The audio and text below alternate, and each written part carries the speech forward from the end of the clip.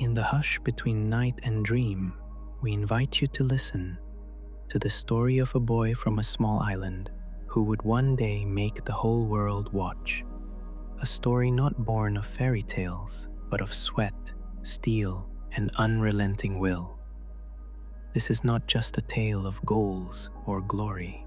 It is a testament to the climb, to the cost, to the fire that refuses to go out. You know his name, but tonight, let us show you the man behind the number 7.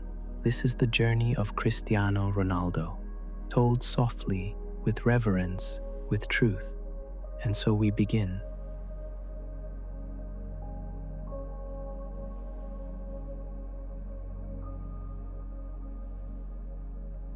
The making of a machine.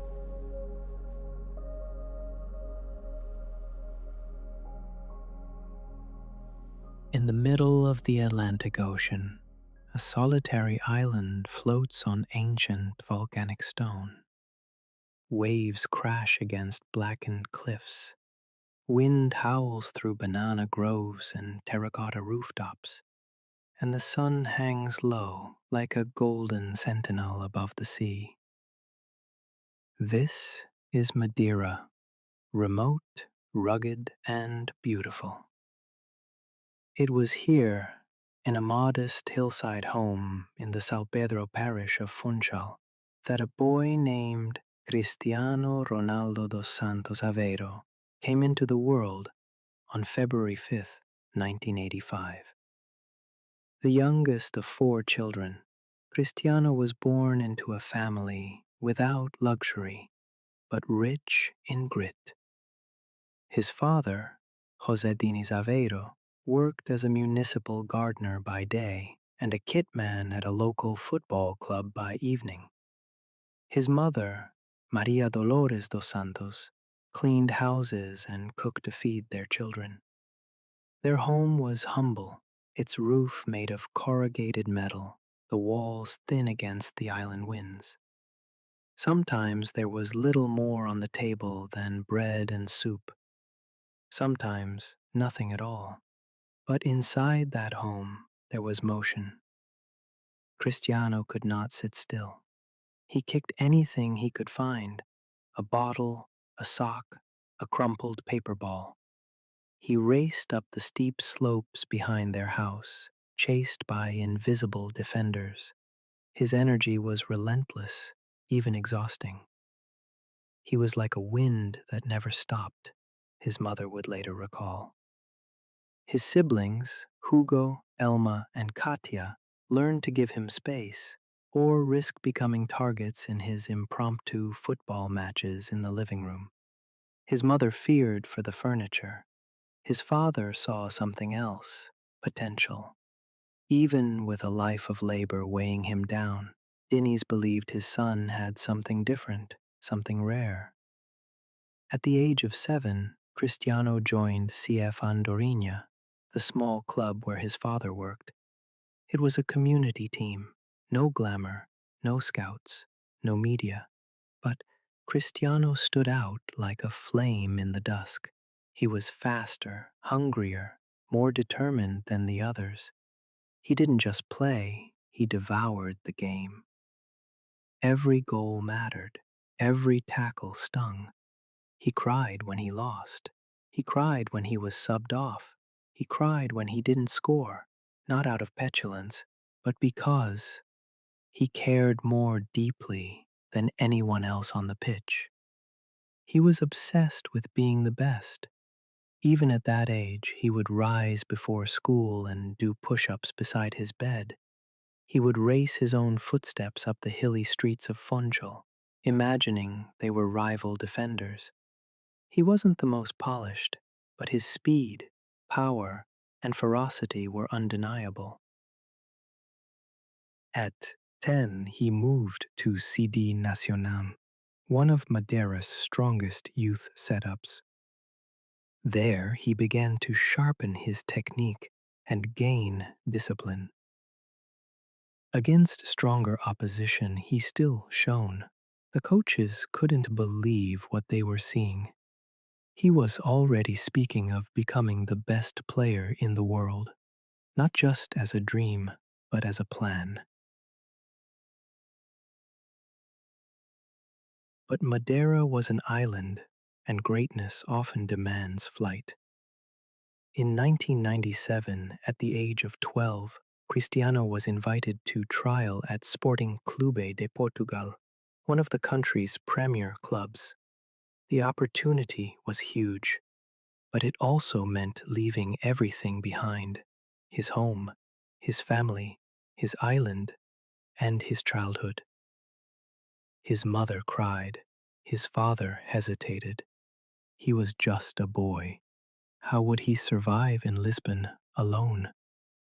But Cristiano looked at them and said, "I want to go." So he left. With a suitcase full of clothes and a heart full of fire, he crossed the ocean to chase a dream. When he arrived in Alcochete, where Sporting's academy was based, the culture shock was brutal. The other boys mocked his Madeiran accent. They called him crybaby because of his emotions and too skinny to be serious.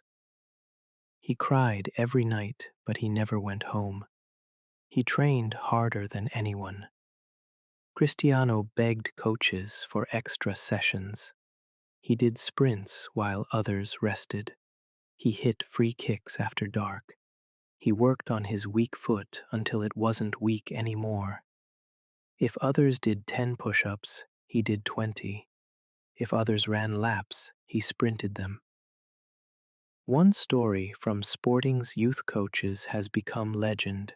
Cristiano, upset by a teammate mocking his background, challenged the entire team to a sprinting contest. He didn't just win, he destroyed everyone. The gap was humiliating. "He runs like the wind," one said, "and he trains like he's starving." His speed became a weapon. His stepovers, honed on the rough streets of Madeira, began to leave defenders off balance. His free kicks had venom. His headers had timing. He wasn't the finished product, but he was evolving at terrifying speed. Off the pitch, he missed home terribly. His mother would call to hear his voice. She once flew to Lisbon to surprise him, only to find him alone in his room crying.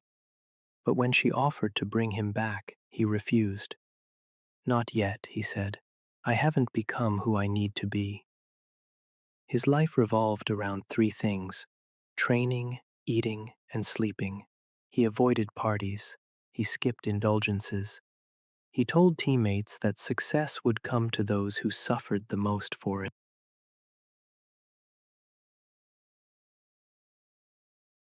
In 2002, at just 16 years old, Sporting Lisbon's first team coaches noticed something extraordinary. A teenager was outplaying the veterans in training. He was skinnier, less experienced, but quicker, bolder, hungrier. He wasn't intimidated. He was excited. On September 29th, 2002, he made his professional debut for Sporting's senior team. He was just 17. Within months, European scouts were circling. The whispers had begun. There was a boy in Portugal who played like he was possessed, who trained like no one else, who might be the next great thing. But he was still the island boy at heart, missing his mother's cooking, carrying the accent he was once mocked for, and whispering to himself late at night that he was going to be the best in the world. Not just a player, not just a star, a legend. He hadn't reached the summit yet, but he had found the slope, and he was running up it at full speed, breathless, relentless, and utterly unafraid. The world had no idea what was coming.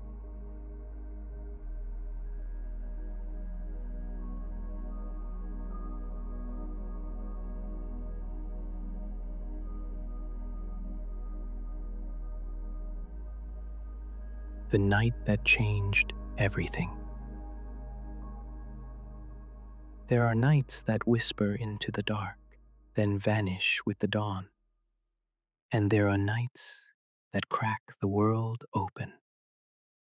August 6th, 2003, the inauguration of Sporting Lisbon's Estádio José Alvalade. Manchester United had flown in to celebrate the opening of the modern arena, a polite fixture at summer's end. For United, it was a pre-season formality. For Sporting, it was spectacle. For an 18-year-old winger named Cristiano Ronaldo, it was something else entirely.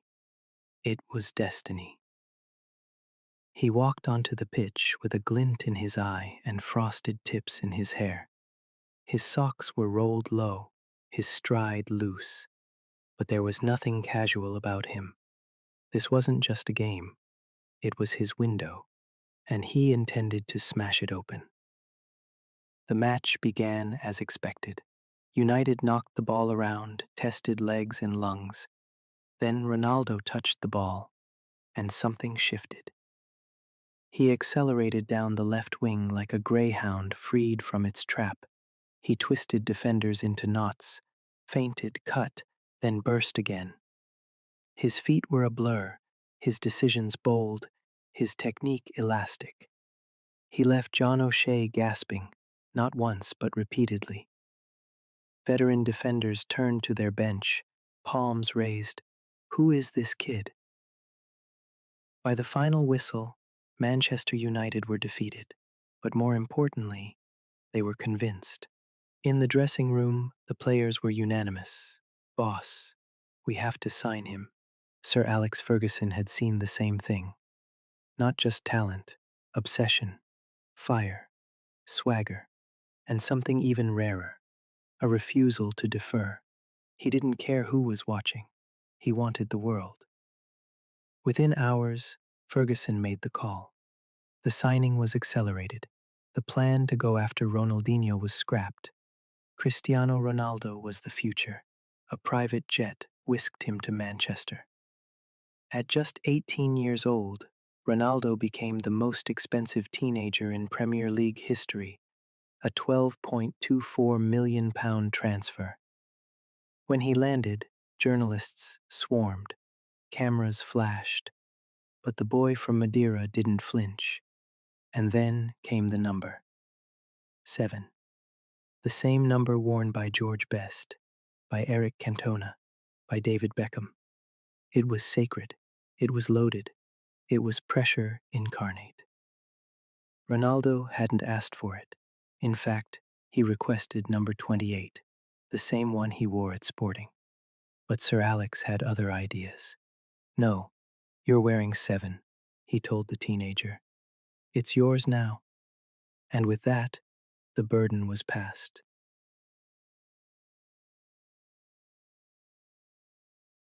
His unveiling drew thousands. His accent was thick, his English sparse, but his smile was wide.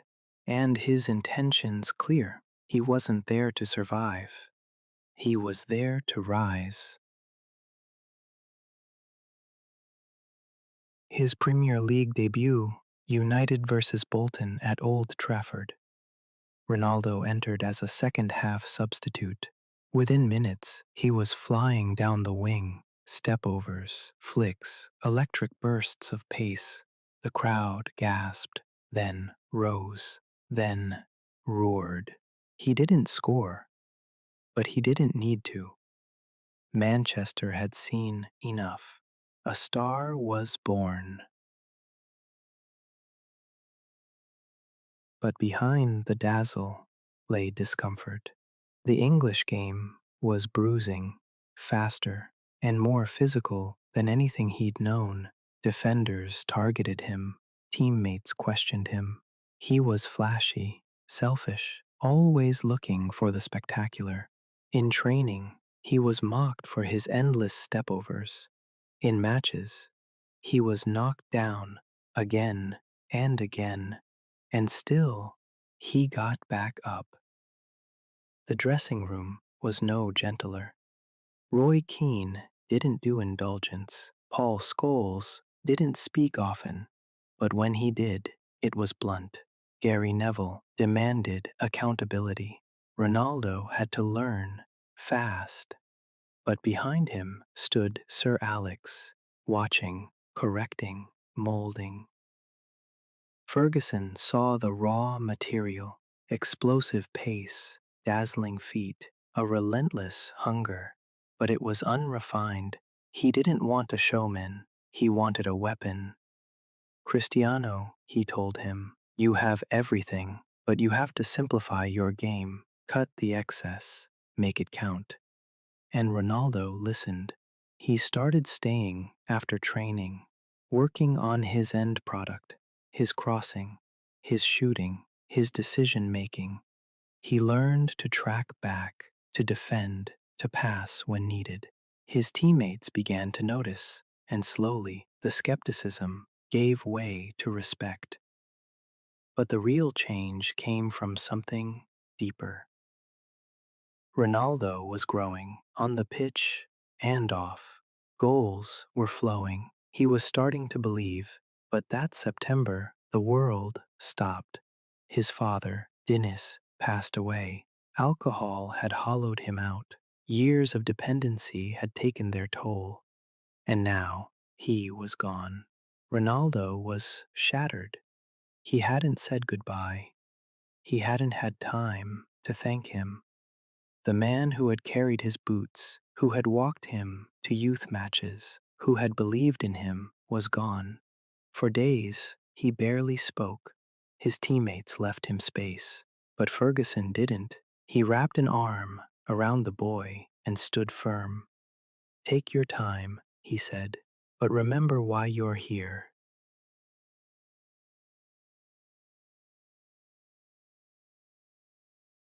He channeled his grief into his training. He ran harder, lifted heavier, scored more. Every goal became a tribute, every celebration a whisper to the skies. He stopped drinking entirely, forever. Not a drop, not one. He promised himself he'd never follow that path. His discipline, already fierce, became absolute. He transformed his body. He built muscle without sacrificing speed. He refined his diet, his sleep, his schedule. Everything revolved around performance. It wasn't about fame. Not yet. It was about control. If he couldn't save his father, he would save himself. On the pitch, the evolution was becoming visible. By 2006, he was no longer just a talent. He was a threat. He drove at defenders with purpose. He scored more, assisted more, and created fear. The tricks remained, but now they had intent. In the 2005-06 season, he scored 12 goals and added consistent final product. His work ethic had become legend. Coaches told stories of him running sprints after matches, of him arriving first, leaving last, of him watching hours of tape, not of others, but of himself. He had turned his game into a science. Off the pitch, endorsements began to trickle in. Nike, Armani. The face was photogenic, the name exotic. But inside, the boy from Madeira still hurt. He missed his father. He missed home. He would call his mother constantly. His sisters helped manage his affairs. He kept his circle tight. But his ambition widened. I want to be the best player in the world, he told Ferguson one day. The manager didn't laugh. He nodded. Then work like it. And he did. In 2006-07, the dam broke. Ronaldo scored 23 goals. He dominated the league.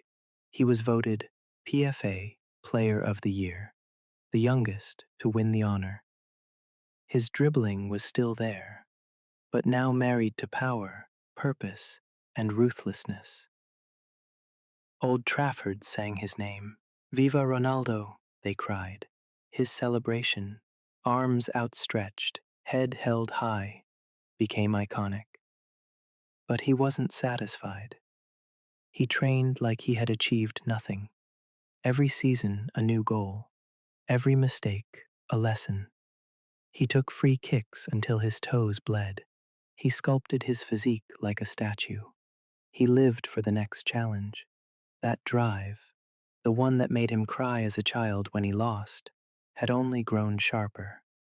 He remembered the jeers, the doubters, the defenders who hacked him down, the coaches who told him he was all flash. He was a supernova, but the summit still lay ahead. There was more to conquer, more records to break, more trophies to lift. And in the distance, in the shadows, another name was rising, one that would come to define an era. But for now, Ronaldo had claimed the stage. The boy from Madeira had become Manchester's crown jewel, and the world had begun to tremble.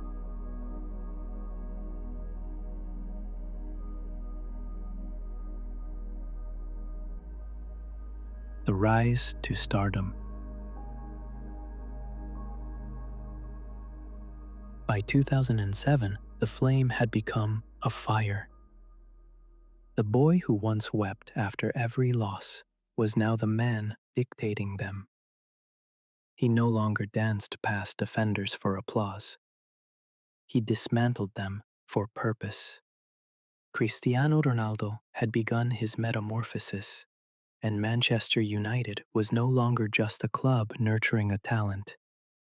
It was the crucible forging a phenomenon. The 2006 to 2007 season had already hinted at what was coming. Ronaldo had won both the PFA Players Player of the Year and the Football Writers Award, scoring 23 goals and adding dozens of assists. But something else had changed, not in the numbers, but in his eyes. The sparkle of joy had hardened into something sharper. Intention, precision, obsession. He trained longer, studied more, asked questions no one else did. He tracked every sprint, every calorie, every minute of sleep. His body was no longer a gift, it was a project, sculpted, refined, tested. His teammates watched in awe. Even the older ones, seasoned by battles, could see it. Something unnatural was happening. 2007 to 2008 would become a season etched into legend. From the very first match, Ronaldo moved like he had time on a string. He didn't chase the ball, he summoned it. Goals came in torrents. Right foot, left foot, headers, volleys, free kicks bent into silence. There was the brace against Newcastle, the hat-trick versus Stoke, the bullet header at Roma, and the goal that became a painting, the free kick against Portsmouth. A moment where time paused. The wall leapt, the keeper froze, and the ball soared into the top corner like a comet with purpose. That goal wasn't just beautiful, it was a signature. Power and technique in perfect equilibrium. From that moment, fans knew they were watching the best player in the Premier League, perhaps the world. He finished the season with 42 goals in all competitions, a staggering total for a winger in England. But even that word, winger, no longer fit. He was unclassifiable, a hybrid, a forward made of speed, strength, and hunger. Sir Alex Ferguson saw it too. He adjusted the system to suit Ronaldo's evolution. Wayne Rooney ran himself ragged to open space. Carlos Tevez pressed and passed. Scholes, Carrick, and Giggs orchestrated, all to let one man explode.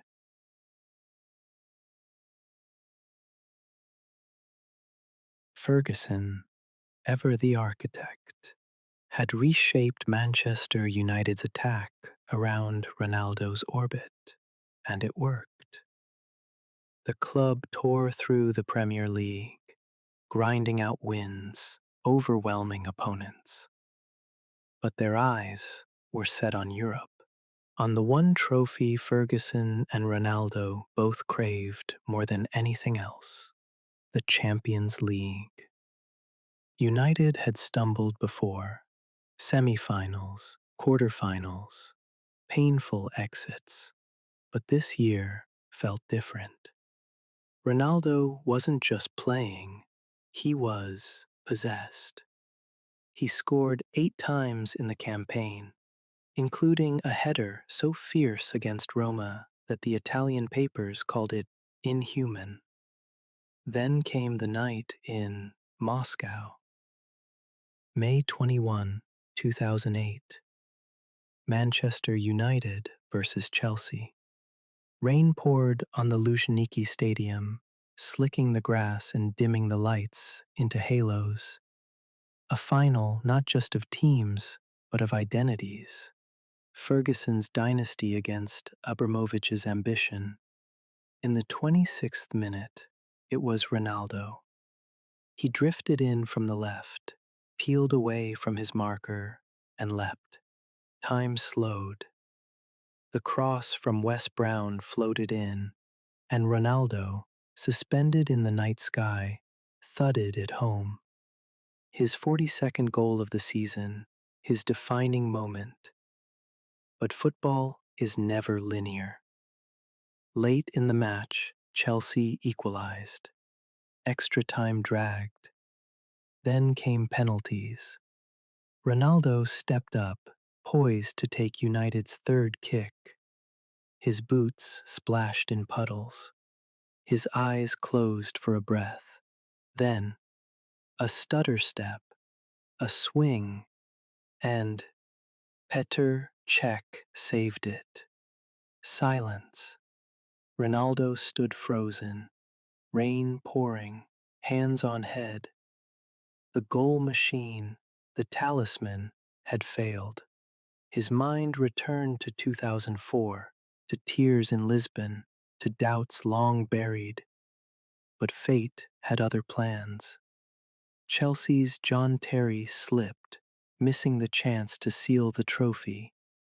Then Nani, Anderson, and finally Ryan Giggs stepped up. And when Van der Sar saved Nicolas Anelka's kick, the stadium erupted. Manchester United were champions of Europe. Ronaldo collapsed to the turf, arms spread, face skyward. He wept, not from failure, not from shame, but from relief, from glory, from everything it took to reach that moment. That night in Moscow wasn't just a victory, it was validation. He had arrived. Months later, in December 2008, the final confirmation came. Cristiano Ronaldo was awarded the Ballon d'Or.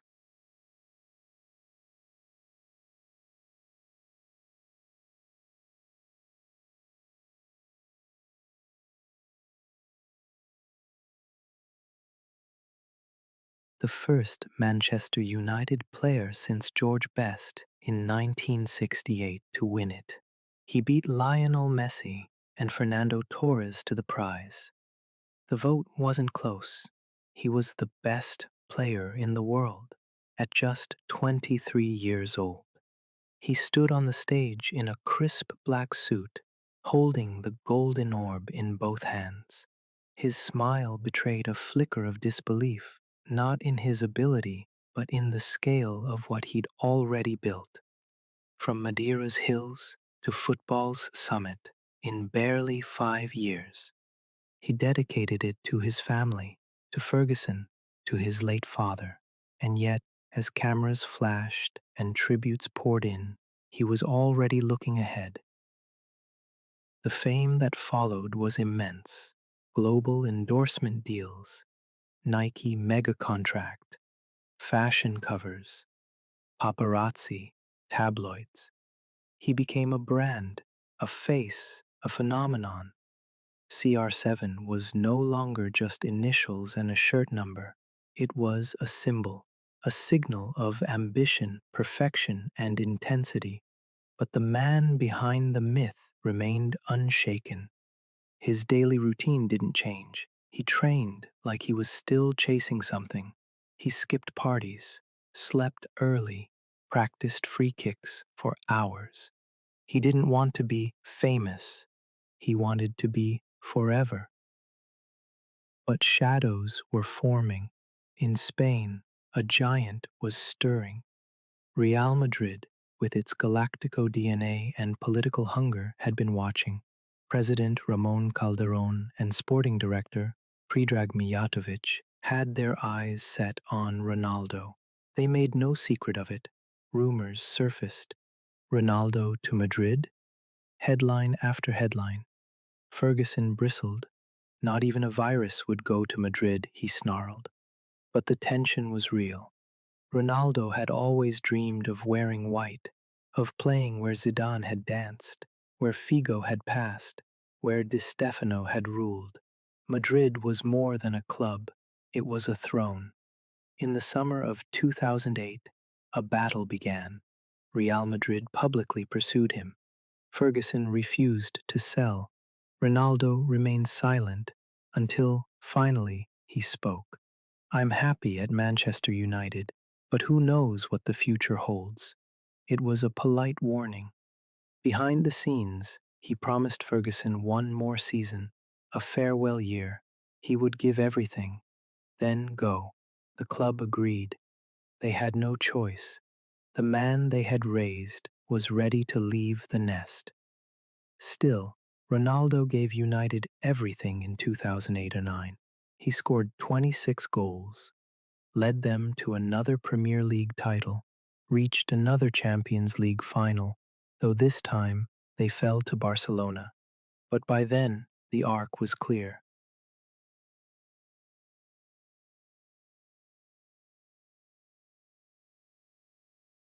Ronaldo had conquered England. He had given the fans trophies, brilliance, and belief. He had fulfilled Ferguson's prophecy. Now his gaze turned south, to Spain, to sunlight, to Santiago Bernabeu. The rise to stardom wasn't just about goals and silverware. It was about transformation, about the boy from Madeira becoming a global force, not by accident, but by design. He didn't stumble into greatness. He chased it. Every sprint, every curl, every lift, every lonely night away from home. It all built the man. The records were now within reach, the trophies expected. But the journey was far from over. Madrid awaited. A new chapter was calling. And Cristiano Ronaldo, at the peak of his powers, was ready to answer.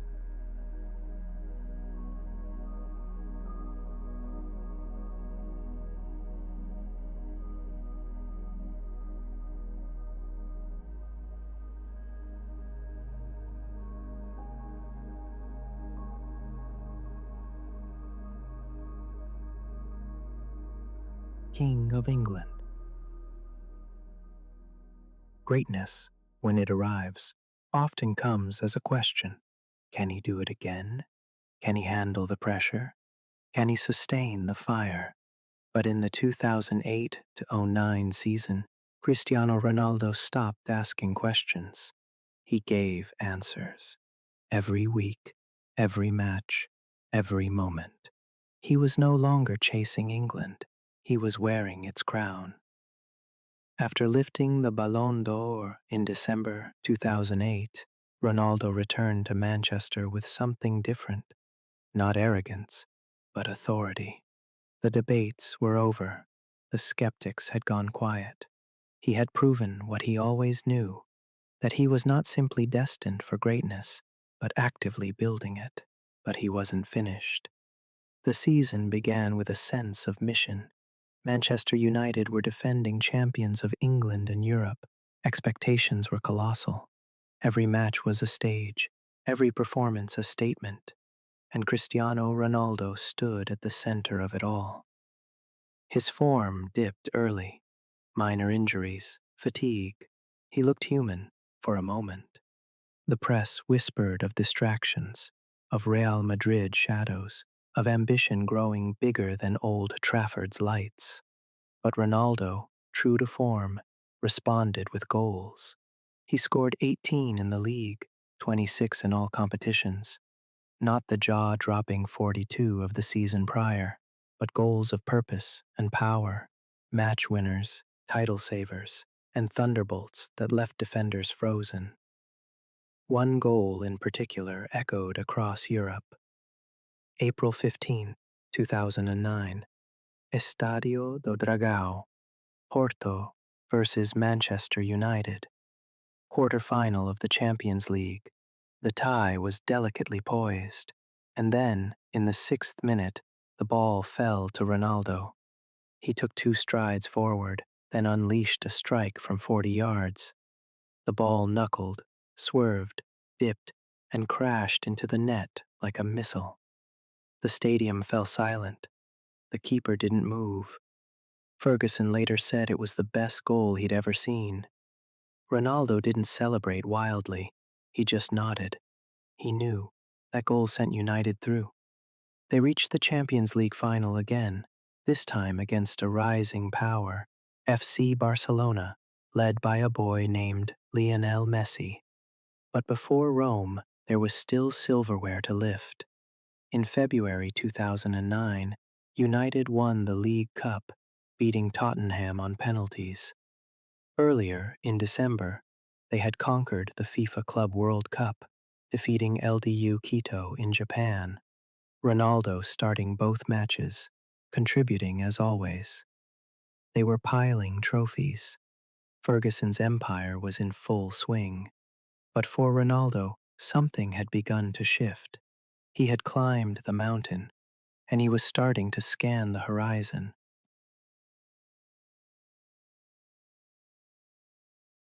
The final weeks of the season were tense. United were locked in battle for the league title. Liverpool were surging.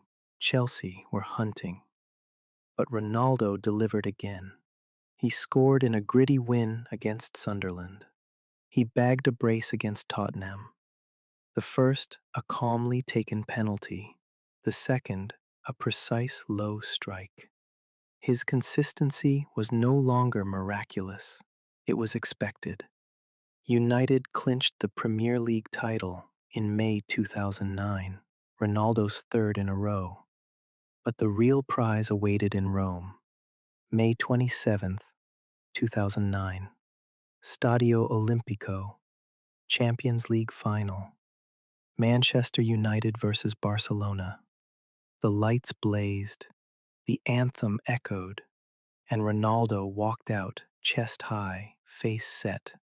He was the reigning king. But across the tunnel stood a new storm. Barcelona, under Pep Guardiola, had evolved into something ethereal. Triangles of passing, relentless pressing, elegance with edge. At the heart of it stood Messi, quiet, brutal, brilliant. The match began with fire. Ronaldo took 3 shots in the first 10 minutes. One whistled wide. Another stung Valdez's gloves.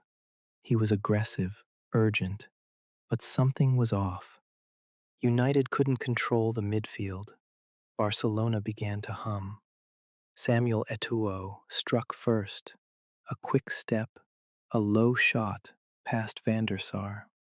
United chased shadows. Ronaldo drifted, searching for spaces that weren't there. Then, in the 70th minute, it was Messi, leaping between defenders, nodding in a cross from Xavi. 2-0, game over. Ronaldo's frustration spilled over. He kicked at the turf, barked at teammates, walked off quickly at full time. There were no tears this time, just resignation. He had given everything, but football doesn't always bow to effort. Sometimes it rewards systems, and Barcelona's system had won. Still, Ronaldo knew what the world had just witnessed. The Messi rivalry was no longer theoretical. It was real. It was now. In the days that followed, headlines swirled. Will Ronaldo leave? Madrid ready to break the bank? Ferguson won't sell. But the truth was already written, quietly, months earlier. After the 2008 Ballon d'Or, Real Madrid had approached again. This time, seriously. Ronaldo was intrigued. He had always dreamed of the white shirt, of the Bernabeu, of following the ghosts of Zidane, Figo, Di Stefano. Ferguson knew. In private, the two spoke. There was no betrayal, only clarity.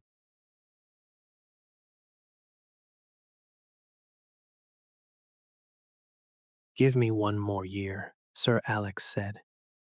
"You have it," Ronaldo replied. Now, that year was over. In June 2009, the official offer came. £80 million, a world record fee. Manchester United accepted. Cristiano Ronaldo was leaving England. The farewell wasn't theatrical. There were no press conferences, no tears. Ronaldo kept it quiet. But the goodbye was heavy. He walked through Carrington one last time, hugged coaches, spoke with staff, thanked teammates. When he reached Ferguson's office, the old Scot looked up and said, "You've earned it. Go show them." Ronaldo smiled. "I will." To Ferguson, he was more than a player. He was a project completed. To Ronaldo, Ferguson was more than a coach.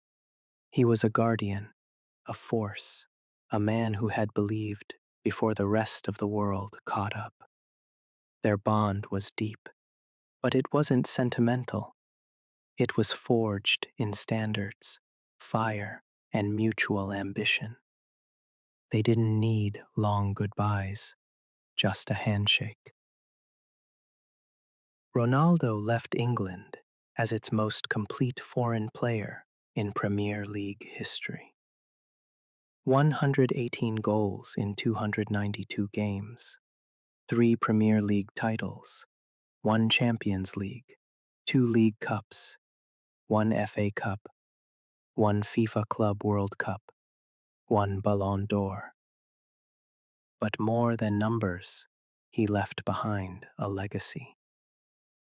He brought flair and force, creativity and cruelty. He transformed from a boy of tricks to a man of purpose. He changed the way English football viewed athleticism, preparation, and obsession. He was no longer the street kid from Madeira, no longer the erratic teenager with stepovers and tears. He was Cristiano Ronaldo, a champion, a brand, a global force. At age 24, he had done everything he could in England. Now, he wanted more. More goals, more trophies, a new test. Spain, Real Madrid, a galaxy of expectations. He flew out of Manchester with a suitcase full of records, a heart still wired for competition, and eyes fixed on the Bernabeu. The King of England was about to enter the kingdom of legends.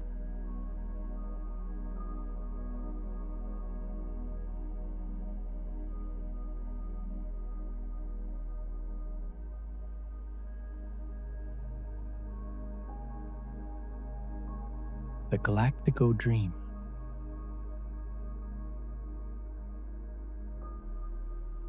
When Cristiano Ronaldo stepped out into the Bernabeu for the first time, the crowd wasn't just watching, they were witnessing. 80,000 fans filled the stadium, not for a match, but for a presentation. The pitch was pristine. The sun burned white over Madrid. Cameras flashed like fireworks. And in the middle stood the most expensive footballer the world had ever seen. 80 million pounds. The record, the weight, the prophecy. Wearing a white suit and flashing a polished grin, Ronaldo lifted a football in the air and said simply, Hala Madrid. It wasn't just a photo op, it was a coronation. He had traded Manchester's reign for Madrid's gold, the crown of England for the ambition of a dynasty. This wasn't a transfer, it was an empire changing hands. The summer of 2009 wasn't subtle. Alongside Ronaldo came Kaká, the reigning Ballon d'Or winner, Karim Benzema, a rising force from Lyon, Xabi Alonso, the metronome of Liverpool. Real Madrid were not just buying players, they were buying control. President Florentino Perez had returned to power, and with him the revival of the Galactico project, a philosophy not of building slowly, but of buying brilliance. Zidane, Figo, Beckham, now Ronaldo.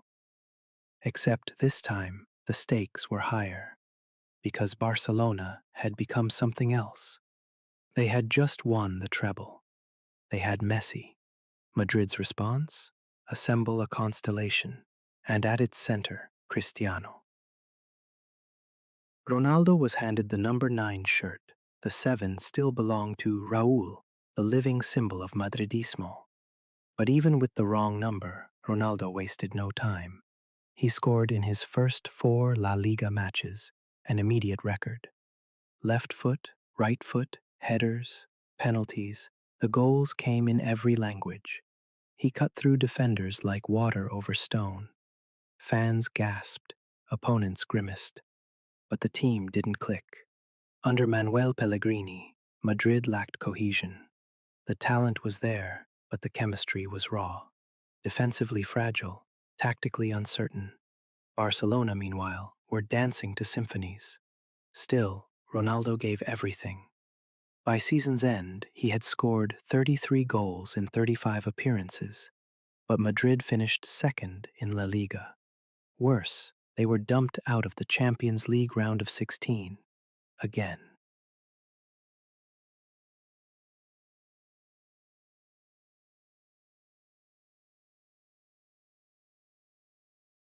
The Bernabeu booed. The press circled. Pellegrini was sacked. But Ronaldo didn't flinch. He hadn't come for applause. He had come for conquest. Then came the man who breathed fire. Jose Mourinho. Fresh from winning the treble with Inter Milan, Mourinho arrived in Madrid like a force of nature. Tactical, theatrical, confrontational. He was a shield, a sword, and a spotlight all in one. He and Ronaldo had known each other from Portugal. Now they were bound by ambition. 2 alphas, 2 obsessives. 2 men who couldn't accept second. Mourinho changed everything. Training became war. Press conferences became battles. Games became statements. Under him, Madrid grew harder, meaner, smarter. And Ronaldo, finally, was handed the number 7 shirt. Raúl had departed. The symbol passed. Now he felt whole. The 2010-11 season was something else. Ronaldo became a machine. He scored 53 goals in all competitions, breaking every personal record, redefining Madrid's expectations. His game evolved. Gone were the extra stepovers. Now it was directness, fewer tricks, more terror. He cut inside from the left, shot with surgical precision, and ran like the devil chased him. He leapt higher, sprinted harder, struck cleaner. Defenders couldn't foul him fast enough. He wasn't playing football. He was enforcing it. But Barcelona were still there, still beautiful, still dominant. The Messi-Ronaldo rivalry ignited. Every Clásico became theater. One match at the Bernabeu, one at Camp Nou, one in the Supercopa, one in the Copa del Rey. 4 Clásicos in 18 days. Tension turned to fury. Tackles flew. Red cards rose. Words were exchanged. And in the Copa del Rey final, they met again. April 20th, 2011. Mestalla Stadium. It was cagey, brutal, tactical. 0-0 at full time. Extra time began. Then, in the 103rd minute, the moment arrived. Di Maria lifted a cross. Ronaldo rose. He hovered above the Barcelona defense, hung in the air like a shadow off the moon, and smashed a header into the net. 1-0. Madrid held on.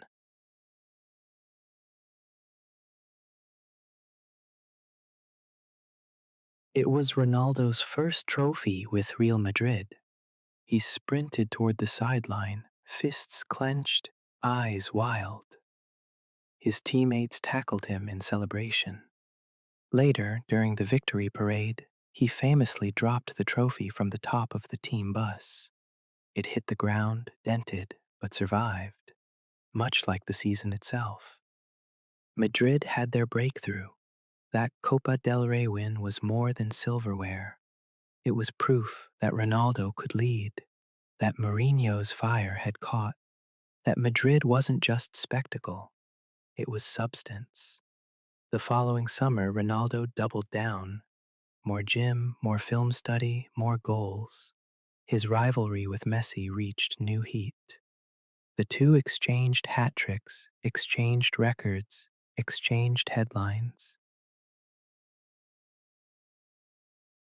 But while Messi had Xavi and Iniesta conducting, Ronaldo had to break the rhythm himself. He didn't mind. He didn't want to inherit magic. He wanted to build dominance. Off the pitch, Ronaldo grew sharper. He spoke fluent Spanish now. He controlled interviews. He crafted his brand, CR7, not just a player, but a symbol of excellence, beauty, and intensity. Endorsements flooded in. Nike, Tag Heuer, Armani. But his regimen never changed. He trained while others slept, ate clean when others indulged, sprinted hills alone after matches. Madrid noticed, so did his teammates. He wasn't just a Galactico, he was a standard. By the end of 2011, Ronaldo had scored 86 goals in a calendar year, one of the highest totals ever recorded. He was chasing Raul's record, Di Stefano's legend, Messi's totals, immortality. And still, he smiled rarely because it wasn't done. He hadn't won La Liga. He hadn't won the Champions League. He hadn't yet conquered the one club that believed it was bigger than anyone, even him. But he was getting closer. The Galactico Dream hadn't started as a fairy tale. His first season, no trophies, all pressure.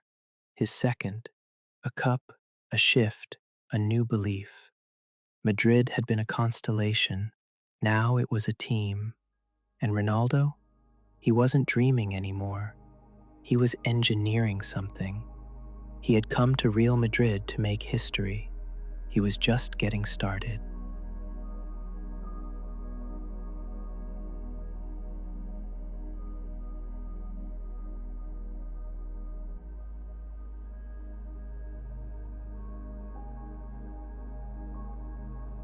Rivalry of the century.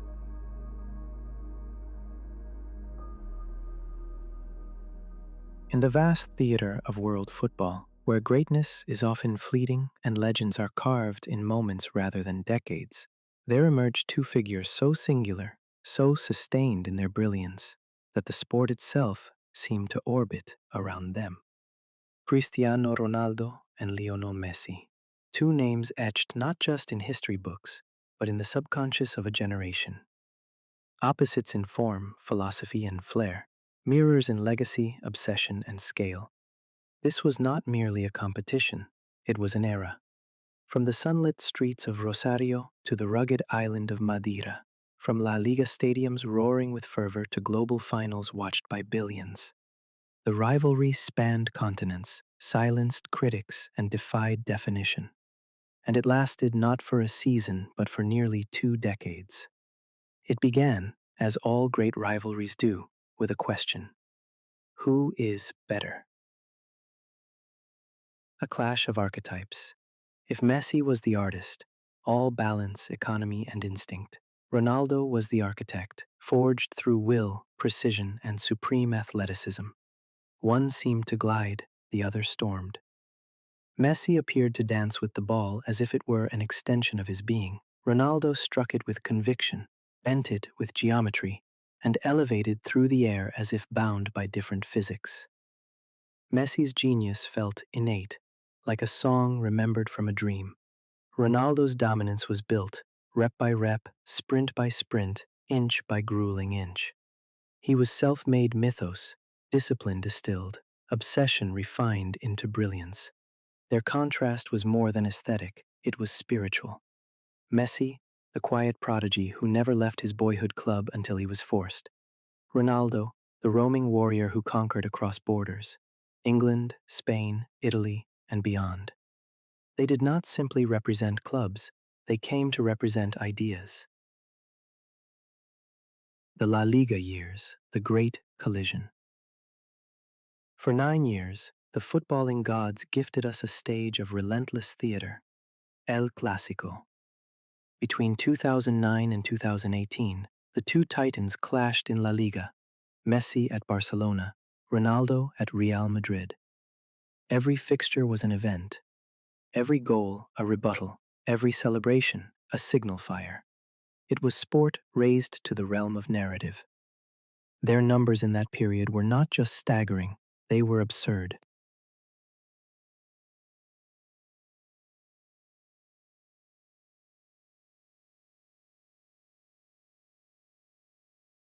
Between 2009 and 2018, Lionel Messi scored 472 goals for Barcelona in all competitions. Ronaldo, in the same span for Real Madrid, netted 450 goals. That's nearly a goal per game across almost a decade. An unprecedented duel at the highest level. In direct encounters, Messi and Ronaldo faced each other 35 times while at their Spanish clubs. Messi edged the win column with 16 victories to Ronaldo's 10, with 9 draws between them. Yet the margins were razor thin. In El Clásicos alone, Messi scored 26 goals, the all-time record. Ronaldo, a fearsome Clásico scorer himself, notched 18, including several decisive strikes in Copa del Rey finals and league deciders. Each meeting felt like the world holding its breath. You could feel the tension in the stadium. Eyes didn't just follow the ball, they tracked them. When Ronaldo sprinted down the wing, defenders backpedaled like shadows fleeing the light. When Messi weaved through 3 men in silence, the crowd would collectively rise in awe, almost forgetting to breathe. There were games when one seemed to outshine the other, but more often they rose in tandem, one goal answered by another, one brilliance replied with equal audacity. Like poets dueling in verses, stats that rewrote logic. Beyond the head-to-heads, their output during this shared era obliterated historical precedent. From 2009 to 2018, The Ballon d'Or was a closed loop.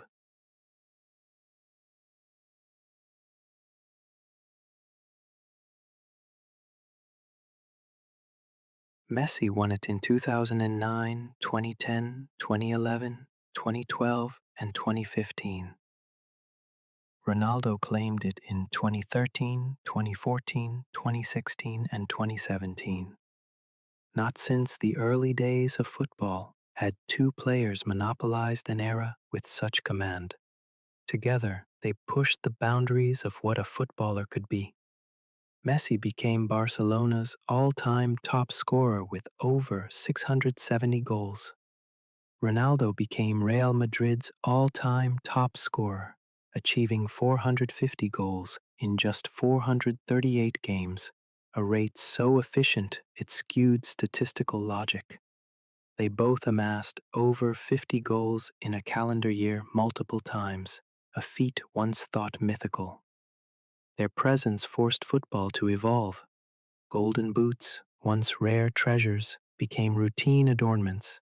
Hat-tricks became expected. Records fell like dominoes because the standard was no longer excellent. It was Messi or Ronaldo. They weren't just players, they were measuring sticks.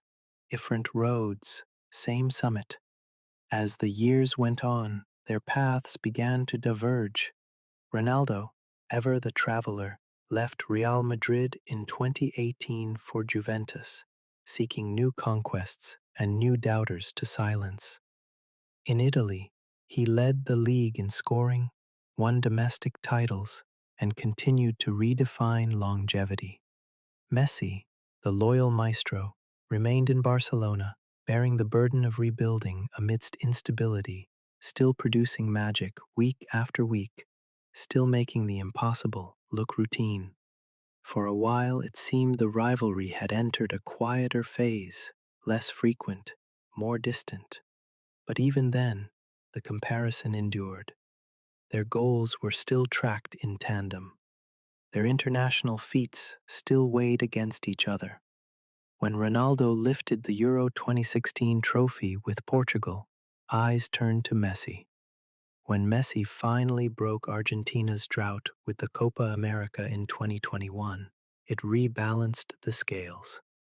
When Ronaldo reached 800 goals, Messi's creative tally, his assists, his chance creation, his playmaking artistry, was summoned in response.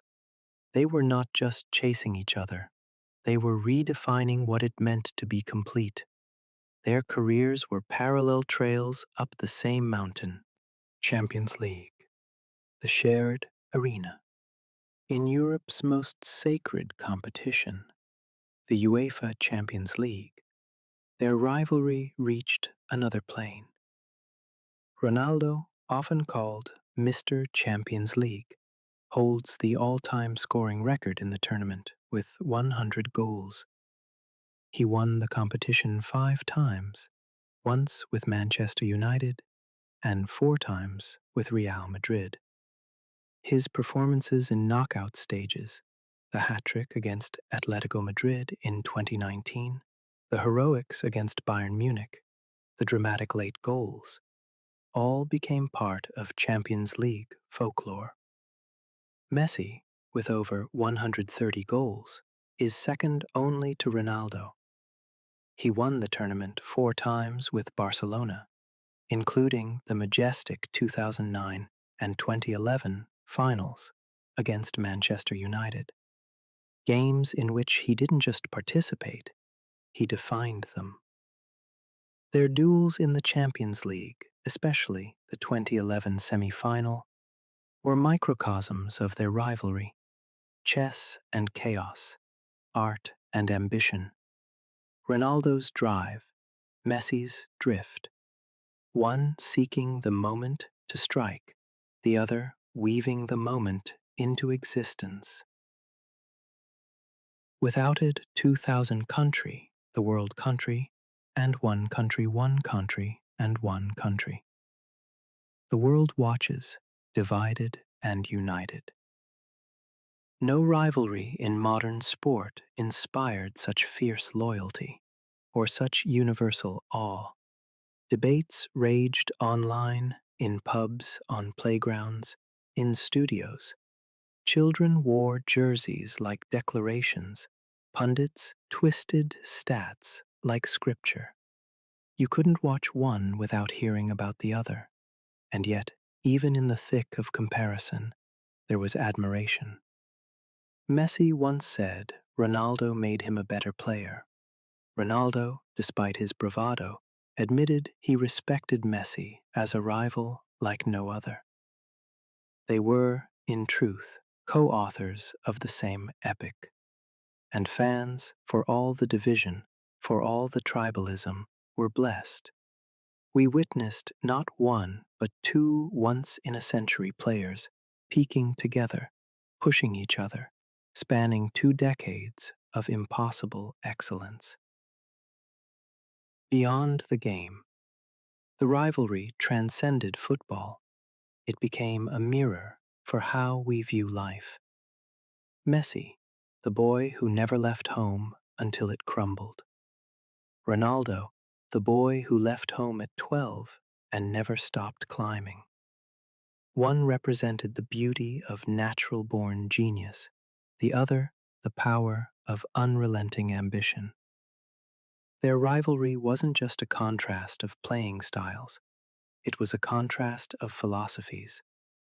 Do you believe in divine talent or earned greatness, quiet elegance or thunderous dominance, stillness or spectacle?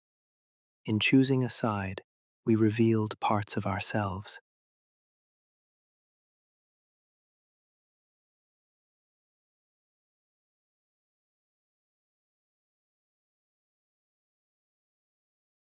The final meeting. On January 19, 2023, in a friendly match between Paris Saint-Germain and the Riyadh All-Stars, the two icons faced each other one last time.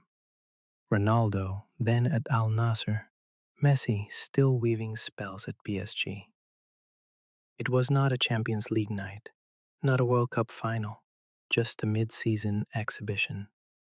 But for those who had grown up in the age of their rivalry, it was a sunset worth watching. They embraced before kickoff, a moment unthinkable a decade earlier when the war was white hot. Now it felt right, like two gladiators meeting beyond the arena. Time had cooled the fire, but not the admiration. They both scored, they both smiled, and they both reminded the world the magic hadn't faded, it had simply evolved. The legacy etched in time. As of 2025, they continue to play, but their peak rivalry, the knife-edge years, has already become legend. Coaches, commentators, and fans speak of it as an epoch, a once-in-history alignment of stars. Statistically, their careers are monuments. Ronaldo, over 880 career goals, over 250 assists, 5 Ballon d'Ors, 5 Champions League titles, and major trophies in 3 of Europe's top 5 leagues. Messi, over 820 career goals, over 350 assists, 8 Ballon d'Ors, 4 Champions League titles, and a World Cup with Argentina. But their legacy is deeper than numbers. It lives in the boy who practiced free kicks because of Ronaldo, in the girl who wore Messi's jersey and weaved through the fenders at school, in the awe of watching two men make the extraordinary feel routine. It lives in every memory they gave us, the late winners, the impossible dribbles, the defiant headers, the curled free kicks, the tears of loss, the roars of triumph. It lives in the silence after they're gone, a silence we are not yet ready for. One rivalry, two legends. There will be great players after them. There may be new rivalries, new debates, new eras, but there will never be another Messi and Ronaldo. Not because of what they won, but because of how they made us feel. Because every weekend for over a decade, we witnessed a masterpiece painted in real time. Two geniuses writing parallel verses to the same poem. The rivalry was never just about who was better. It was about being grateful that they both existed, at the same time, on the same stage, in the same era. In the end, it was never a war. It was a duet, and the echoes of that music will be heard forever.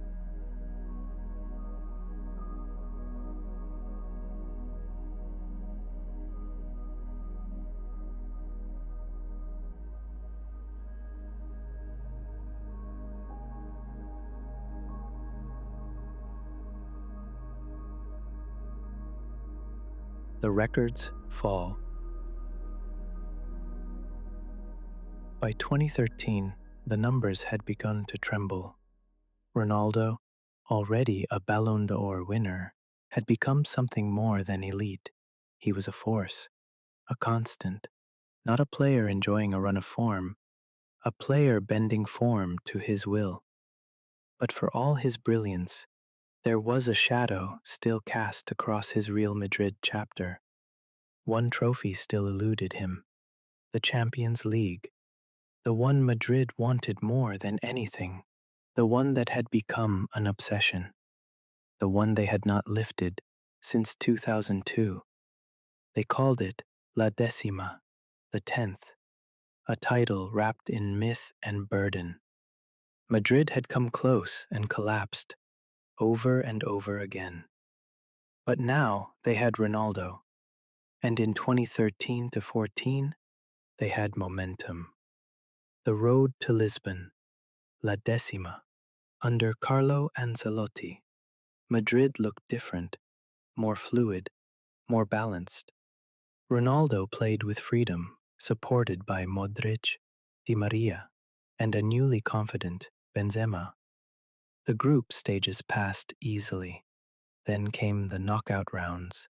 Ronaldo scored against Schalke, against Dortmund, and again in the semi-final versus Bayern Munich. Then came the final, May 24th, 2014. The setting, Lisbon, Portugal. Home, Real Madrid versus Atletico Madrid, a Madrid derby for Europe's crown. Atletico scored first, Diego Godin, and then they sat deep, defiant, organized, brutal. Ronaldo ran, fought, leapt, missed. Time ticked. 80th minute, 85th, 88th. It was slipping. And then, corner kick, 93rd minute. Modric delivers. Ramos rises. Goal. The stadium erupts. Extra time begins. And now, Madrid are title. Bale. Marcelo. And finally, Ronaldo. Penalty. He places the ball, breathes, strikes. Goal. Real Madrid 4. Atletico 1. He rips off his shirt, roars to the heavens. His muscles tense, but his eyes are full. La Décima. Finally. Madrid had waited 12 years. Ronaldo had waited all his life. This is why I came here, he said after, to make history. And from that moment, the records began to fall.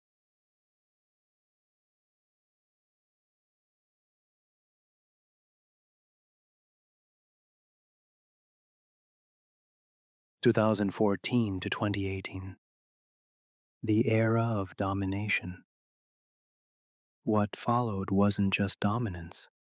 It was efficiency refined into violence. Ronaldo didn't slow down after La Décima, he accelerated. In 2014 to 15, he scored 61 goals in 54 games, his highest ever. In one stretch, he scored 5 goals in one match, 4 in another, 3 more the next week. It felt routine. He reached 500 career goals, then 600, then beyond. He passed Raúl as Real Madrid's all-time top scorer and did it in fewer games. Raúl had needed 741 appearances. Ronaldo did it in just 438.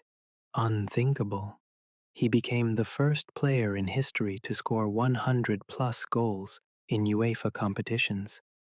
And while his Ballon d'Or duels with Messi continued, he began to edge ahead in the Champions League. The three-peat, 2016, 2017, 2018. 2015-16 season. Ronaldo scores 16 UCL goals. Real Madrid reach the final versus Atletico. Again, this time, penalties. Ronaldo scores the winning kick. Madrid lift their 11th European Cup. 2016-17, his most ruthless version.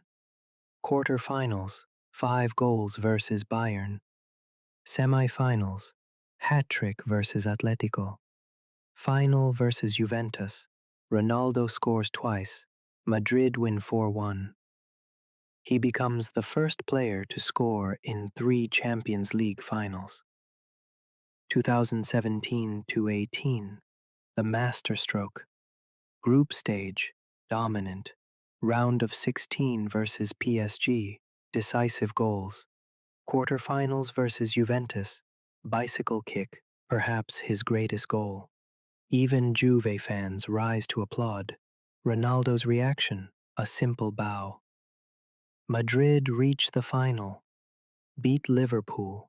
Ronaldo lifts his 5th Champions League, 4 with Madrid. Mr. Champions League. By 2018, the nickname was cemented. No player had more goals in the competition. No player had scored more knockout goals. No player had won it more in the modern era. Ronaldo didn't just perform in the Champions League, he owned it. Records that fell like rain. Most goals in a single UCL season, 17. Fastest to 100, 200, 300 La Liga goals. First player to score 10-plus goals in 7 consecutive UCL seasons. Most goals in European Championship history for Portugal. Only player to score in 11 consecutive UCL matches. Every week brought another milestone, another headline.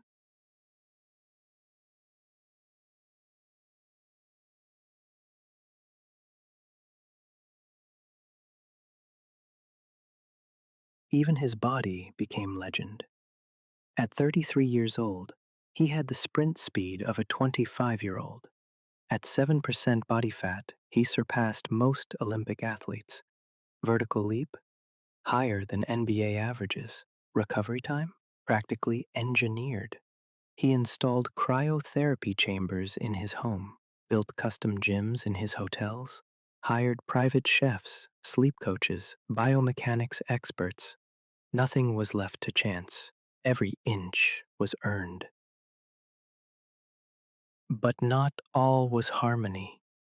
Behind the scenes, the empire trembled. Ronaldo had tension with Florentino Perez. He wanted a renewed contract, one that reflected his status. Madrid hesitated.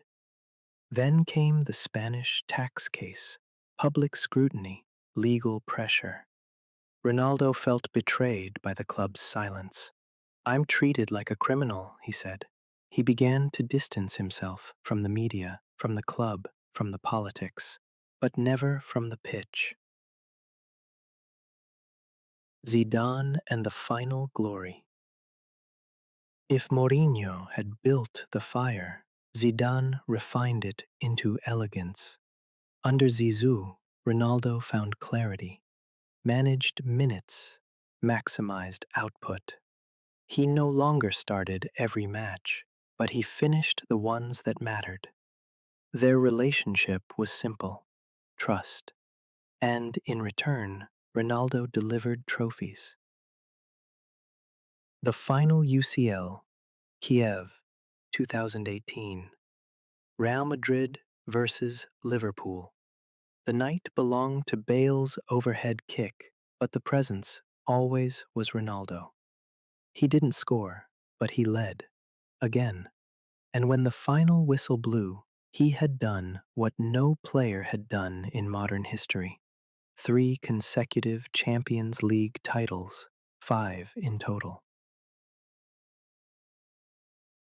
The goodbye no one expected. After the match, Ronaldo hinted, "It was beautiful playing for Real Madrid." The world blinked. Was that it? Within weeks, it was confirmed. He was leaving. Juventus, a new league, a new mountain, a fee of 100 million euros. At age 33, and with that, the most statistically dominant chapter in Real Madrid history ended. The final tally: 450 goals in 438 games, 4 Champions League titles, 2 La Liga titles, 4 Ballon d'Ors at Madrid, 2 the best FIFA awards, 3 UEFA Super Cups, 3 Club World Cups. Every metric, every measure, every benchmark obliterated.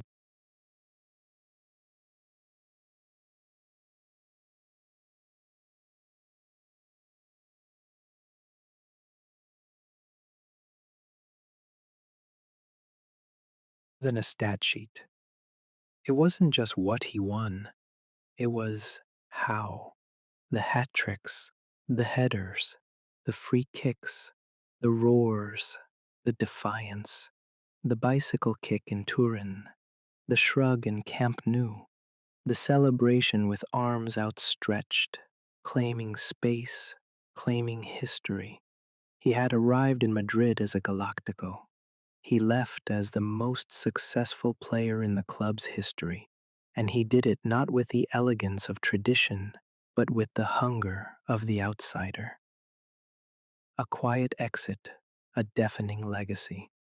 No grand farewell match, no testimonial, just a press release, a statement, and silence. But his echo remained in every corner of the Bernabeu. Children still practiced his celebration.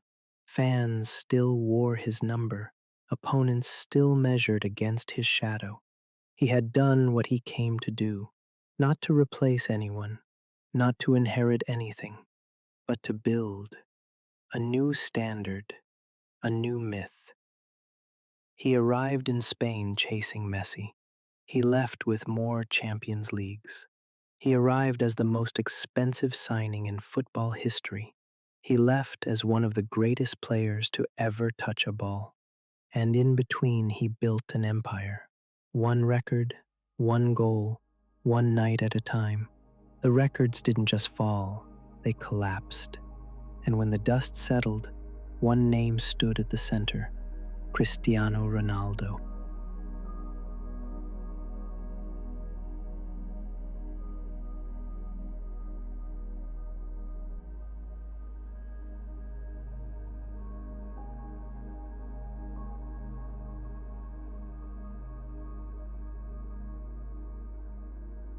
International redemption.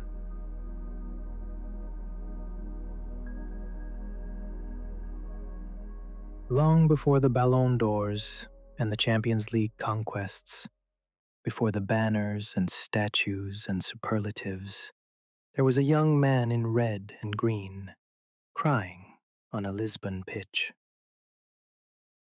2004.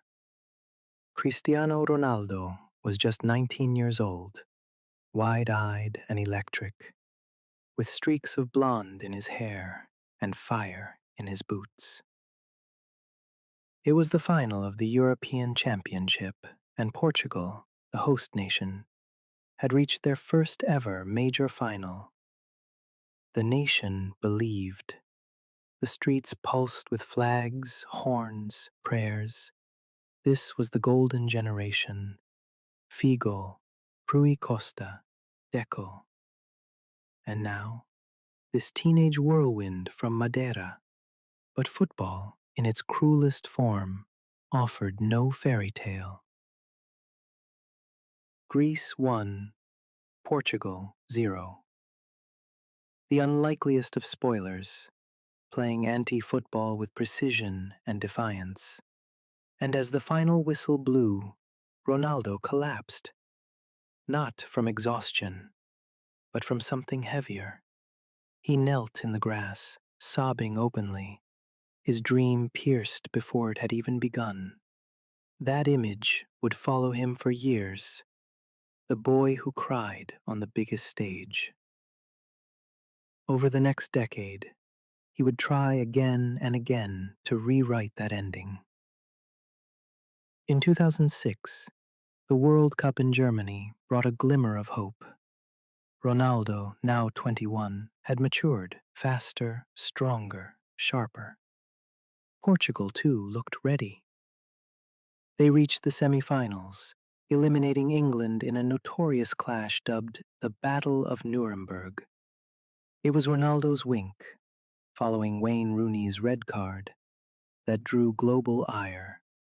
Overnight, he became a villain in England, jeered at stadiums, condemned in headlines.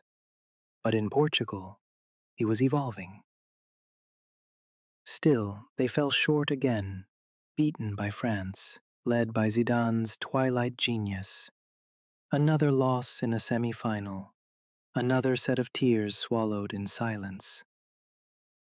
Euro 2008 brought more promise, but again it ended too soon.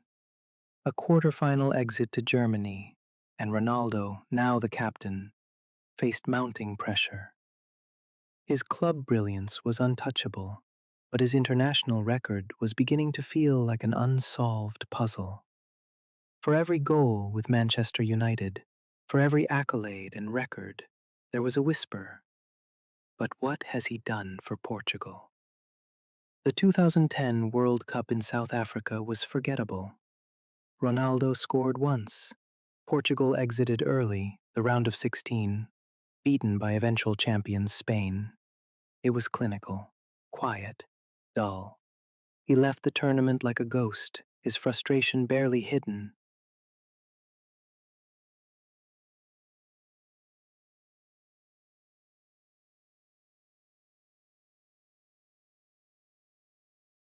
But it was in these barren years that his leadership began to take form, not just in goals, but in presence. He no longer simply ran the channels and struck from range. He shouted, he gestured, he demanded, at times too much, but always from a place of want. By Euro 2012, he had grown into the role. The weight of the armband suited him now, and his boots delivered. In the group stage, he scored twice against the Netherlands. In the quarterfinals, a towering header down the Czech Republic. Portugal reached the semi-finals. Their opponent? Spain. Again. The match was a tactical deadlock, two sides circling, neither flinching. It went to penalties. Ronaldo was scheduled to take the fifth, the decider, the final word, but he never got the chance. Spain won before his turn. He stood, hands on hips, helpless. He didn't cry this time, but the hollowness in his face said enough. Another close call, another empty podium. The questions returned. Is he cursed with Portugal? Can he ever win the one that matters? Even as he lifted Champions League trophies and golden boots, the shadow of his national team lingered, a private ache beneath public glory. And then came 2016. Euro 2016. France. By now, Ronaldo was 31. The hair was neater, the body sculpted by time and obsession. He no longer sprinted quite the same way, but he had learned when to sprint. He played with economy and purpose. Portugal's tournament began poorly. 3 group stage matches, 3 draws. They scraped through as a third-place qualifier. Critics laughed. They don't belong here, they said. Ronaldo answered in goals. 2 against Hungary, including an audacious backheel that kept them alive. In the round of 16, they faced Croatia, a golden generation in the making. It was a brutal match, tactical, nerve-ridden. But Portugal held firm, and in extra time, they found a way. Quarterfinals. Poland. Ronaldo stepped up, converted his penalty. They advanced. Semifinals. Wales, the underdogs, riding Gareth Bale's brilliance.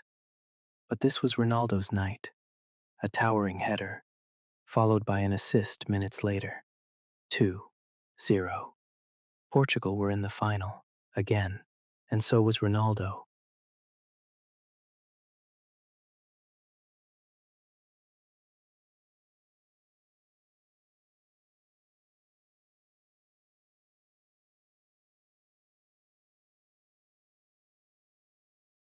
The final. Portugal versus France. July 10th, 2016. Stade de France. A nation watched. 12 minutes in, disaster struck. Ronaldo, clattered by Payet, grimaced. He tried to continue, bandaged, limping.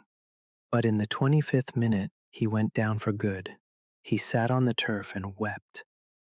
Moths swarmed his shoulders.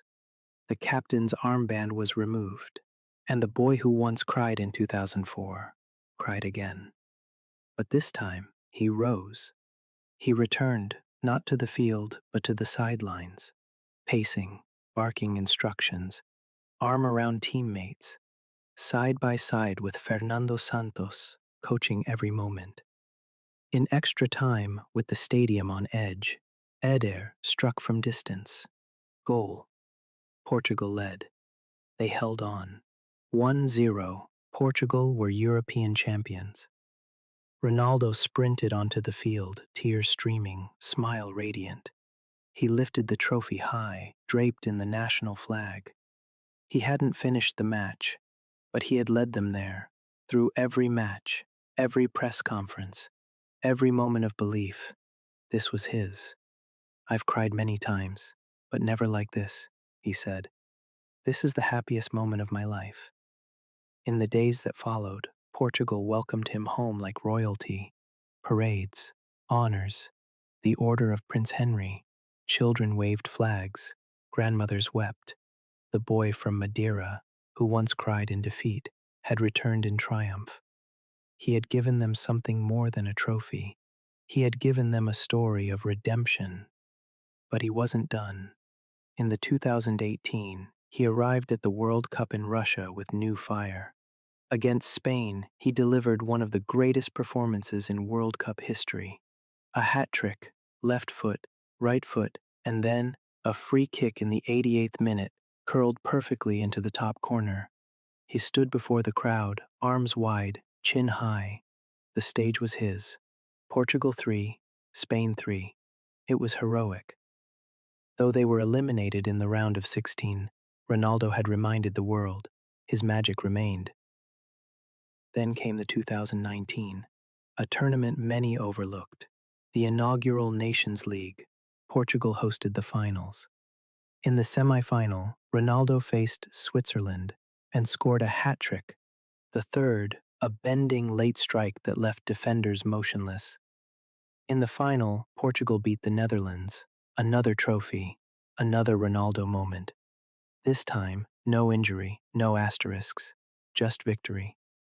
He became Portugal's all-time top scorer, then the top scorer in European Championship history, then the top international scorer of all time, surpassing Ali Dei's 109 goals. Each milestone was met with calm, a raised hand, a glance skyward, a nod.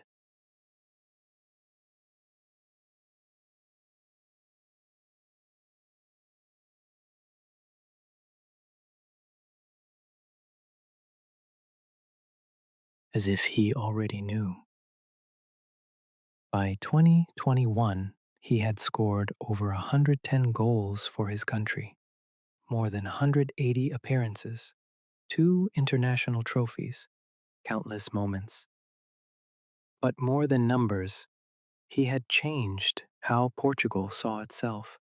No longer the nearly men, now champions, because of him. Then came Qatar. 2022, one last chance at the World Cup. But time had changed the team, changed the man. He started strong, a goal against Ghana, making him the first male player to score in 5 different World Cups. But by the round of 16, he was benched. The headlines turned. Portugal won 6-1 without him, and suddenly the end loomed. In the quarterfinal, they fell to Morocco. Ronaldo, subbed on late, couldn't save them. The whistle blew, and he walked off alone. Head down, tears again. Not for failure, but for finality. It wasn't the storybook ending, but that wasn't the point. His legacy wasn't built on one moment. It was built on all of them: the early losses, the winks and the wounds, the sideline coaching, the lifting of silver, the belief, even when others doubted. Cristiano Ronaldo's journey with Portugal is not just about redemption. It is a lesson in persistence, in returning, in enduring. From the boy who cried in 2004 to the man who conquered in 2016, to the legend who stood tallest even in twilight. He gave Portugal more than goals. He gave them a reason to believe, and for that, they will never forget.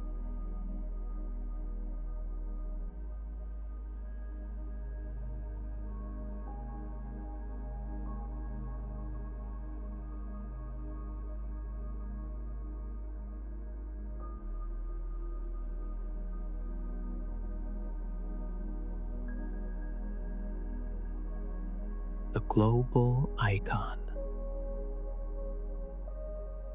From the edge of the Atlantic, where the waves crash endlessly against the volcanic cliffs of Madeira, a boy once dreamed under an open sky.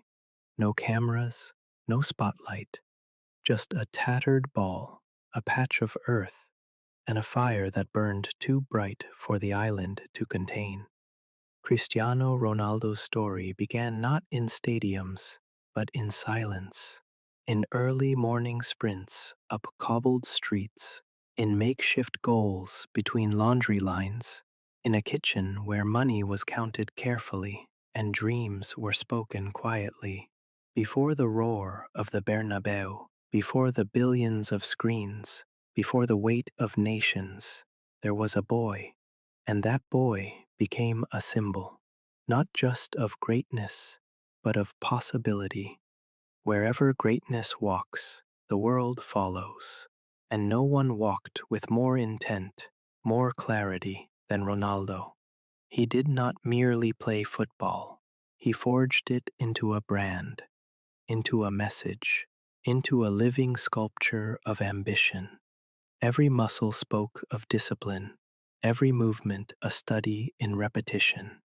His body became a kind of monument, not to vanity, but to precision. At 38, he moved like men a decade younger. Leaps defied gravity, sprint speed confounded metrics. How? The answer lay in thousands of quiet choices: cryotherapy, altitude chambers, ice baths, measured sleep, macronutrient splits, 10,000 ab curls a week. This wasn't luck, it was a manifesto. Every rep, every bead of sweat, every meal weighed, a declaration. This is who I am. He was a man unwilling to surrender a single inch to time. And yet, it wasn't just the football. It was what came after the goals, what came beyond the field. CR7, a logo, a signature, a fragrance, a hotel line, a fashion label. A footballer who became a global brand without apology. He signed a lifetime contract with Nike, joining a club so exclusive it includes only 2 others, Michael Jordan and LeBron James. His face became a fixture on billboards from Tokyo to Toronto. His name adorned gyms, colognes, and boutiques in Lisbon, Dubai, Madrid, and New York. The brand grew because the man behind it kept delivering. Year after year, club after club, record after record. The product was excellence, and the packaging was unmistakable.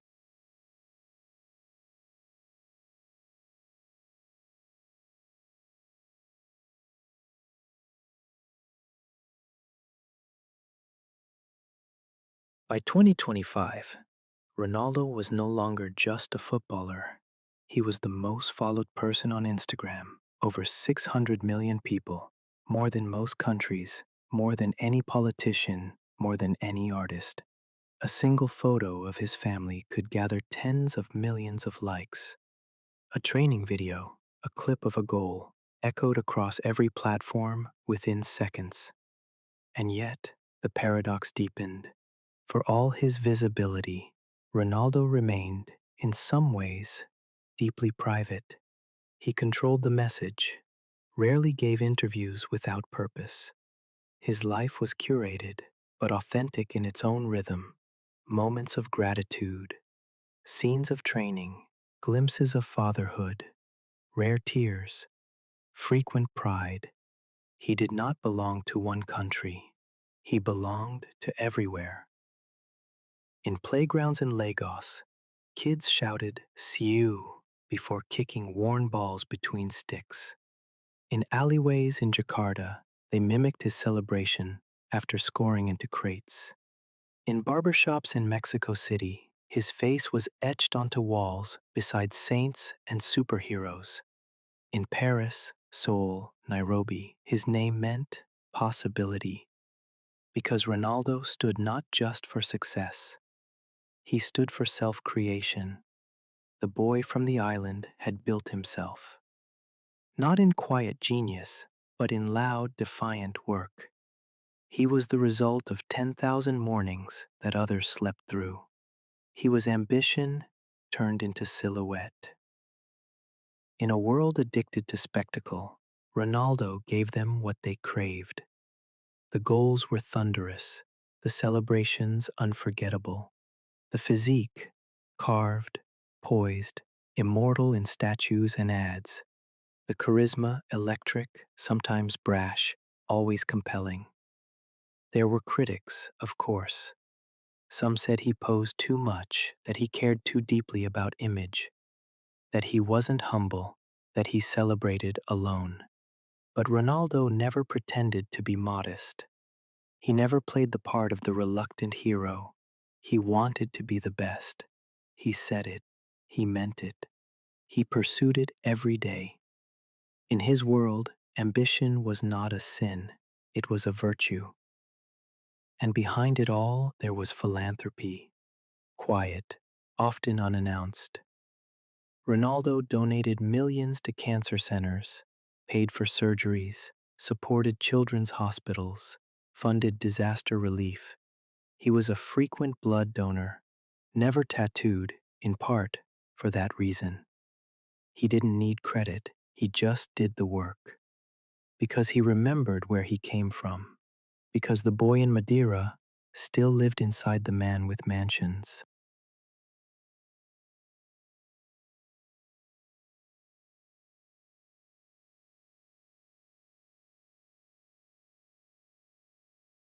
Across continents, he gathered not just fans, but followers. Young players emulated his routines, trained harder, ate cleaner, not just to play like him, but to be like him. He was more than a footballer. He was an idea that you could choose to be great, that talent could be built, that nothing, not poverty, not distance, not genetics, could hold you back if you were willing to bleed for it. That message, more than any goal, became his truest legacy.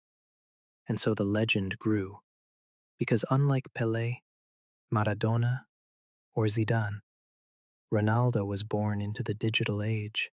He didn't resist the internet. He rode it. YouTube montages, FIFA covers, tens of thousands of Instagram edits. goal compilations with millions of views, memes, shorts, viral sound bites. For kids today, his highlights are not archived on VHS. They're stitched into algorithms, always present, always replayed. He became the first footballer built in real time by smartphones and screens, by viral goals and viral abs, by moments that circled the planet before the referee could blow the whistle. He didn't just dominate football, he broke it into pieces and spread them everywhere. There were, of course, shadows too. The moments where ego seemed to eclipse team, the raised eyebrows, the controversial gestures, the skipped medals, the interviews that bristled. He was not universally adored, and that made him real. He was flawed, emotional, competitive to the point of discomfort. But even his critics grew quieter with time, because when you produce that much, for that long, with that consistency, respect becomes inevitable. In the twilight years of his career, as he moved beyond Europe, the narrative shifted, not decline, but migration. He had nothing left to prove in the Champions League, nothing left to prove at the Ballon d'Or. He had rewritten the record books. Now, he would expand the map to the Middle East, to global football. He brought cameras, crowds, infrastructure. He became an ambassador, not by title, but by gravity. Wherever he went, the world watched. And through it all, one thread remained: family. Ronaldo the father, Cristiano Jr., often by his side, copying the celebration, playing in youth academies, learning from the man who was a father and an icon. The heartbreak, too, came publicly.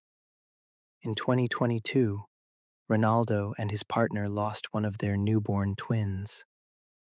The world paused as he posted, "Our baby angel."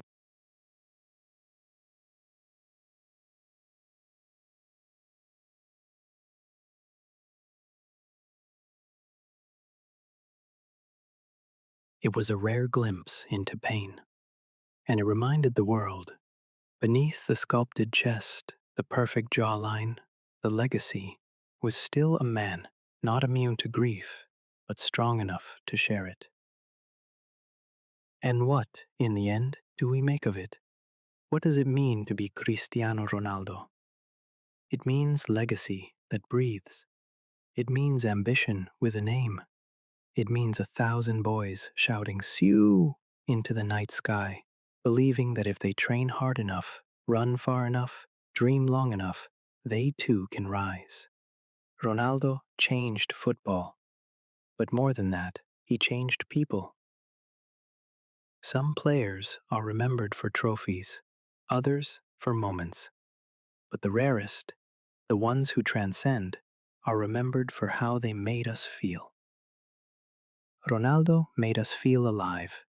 He made us believe that greatness wasn't given, it was earned, that hunger matters, that work matters, that every morning run and every lonely practice and every missed party might just be worth it. He came from an island, he conquered continents, and now he belongs to the world. A global icon, a symbol of will, an echo that will never fade.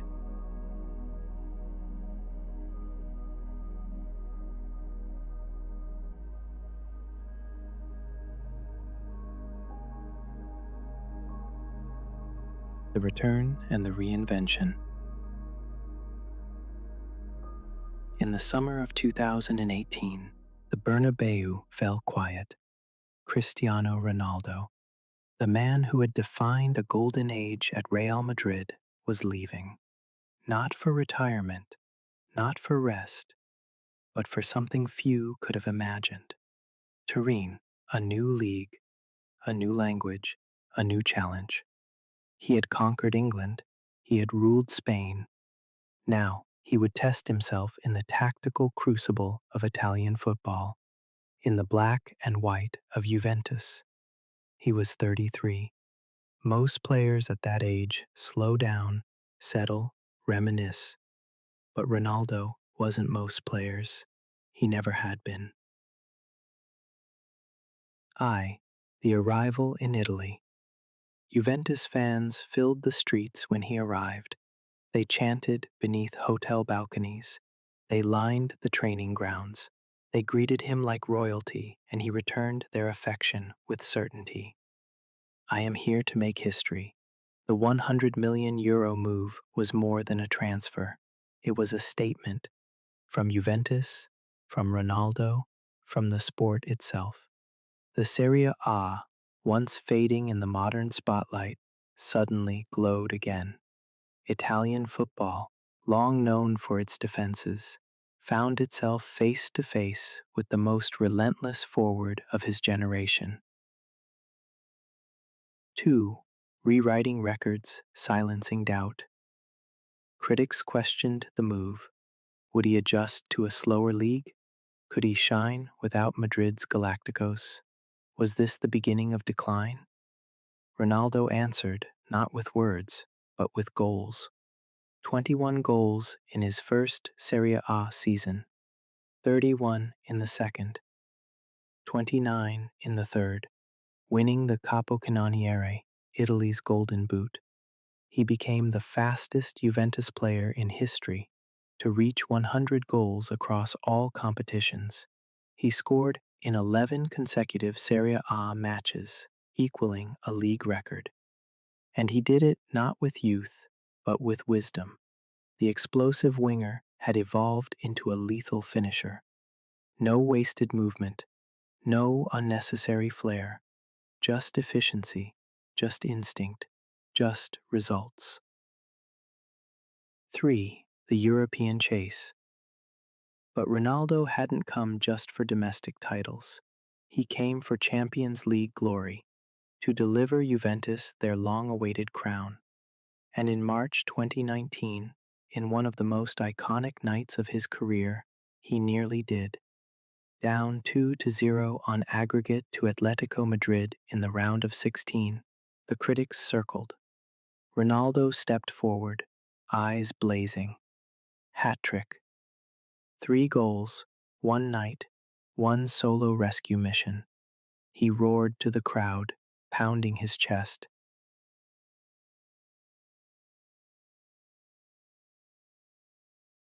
I'm still here. It wasn't just a win. It was a statement that the stage still belonged to him. The crowd in Turin rose in unison. Even rival fans watched in awe.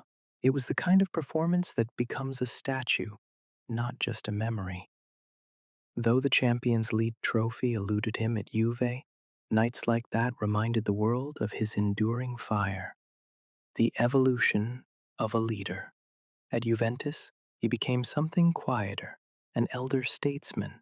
The flash of Madrid was tempered by maturity. His leadership style evolved, less fire, more presence. Younger players watched how he trained, how he recovered, how he moved through wins and losses. Teammates like Paulo Dybala spoke of his intensity. He raises the level of everyone. When he walks into the room, you feel it. And still, the goals came. Headers, penalties, half volleys, with both feet, with flawless timing. He didn't dominate games like before. He decided them. Personal milestones, private sacrifices. In Italy, he added more numbers to an already absurd career. First player to score 25-plus league goals in a season across England, Spain, and Italy, fastest to 100 goals in Juventus history. 5 consecutive seasons scoring 30-plus club goals into his mid-30s. But the most remarkable thing wasn't the records. It was the consistency. Even as the world aged, Ronaldo didn't fade. He sculpted himself against time like a man waging war against gravity. He once said, "I know my body better than anyone. I trust it more than anyone." In Turin, that body carried the weight of a city's expectations, and for 3 years it did not flinch. A sudden goodbye. Then in 2021, with a year left on his contract, Ronaldo left Juventus. No long farewell, no parade, just a quiet announcement.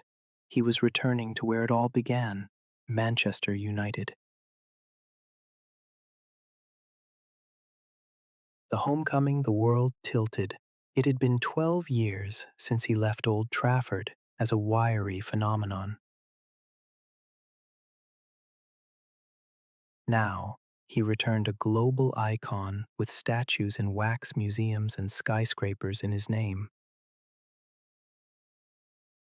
United fans erupted, shirts sold in record numbers.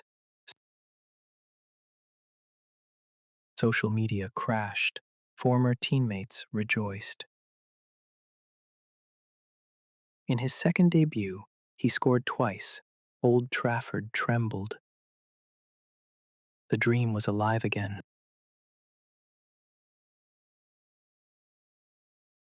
But this Manchester United was not the same. The club, once built on legacy and structure, now struggled for identity.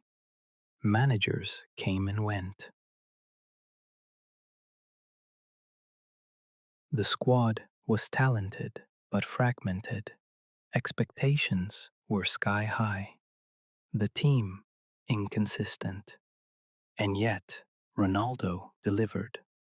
24 goals in his first season back. Match winners in the Champions League. A hat-trick against Tottenham. Last-minute equalizers, headers from nowhere, sprints defying age. He led United to the Champions League knockout stage, nearly on his own. At 36, he was still carrying teams, but the weight was getting heavier.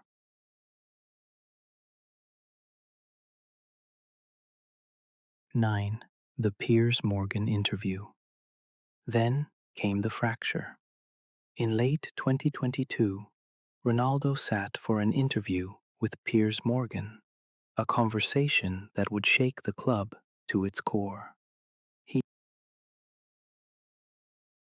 spoke candidly of feeling disrespected by the new manager, of being undervalued, of broken promises, mismanagement, and a club he no longer recognized.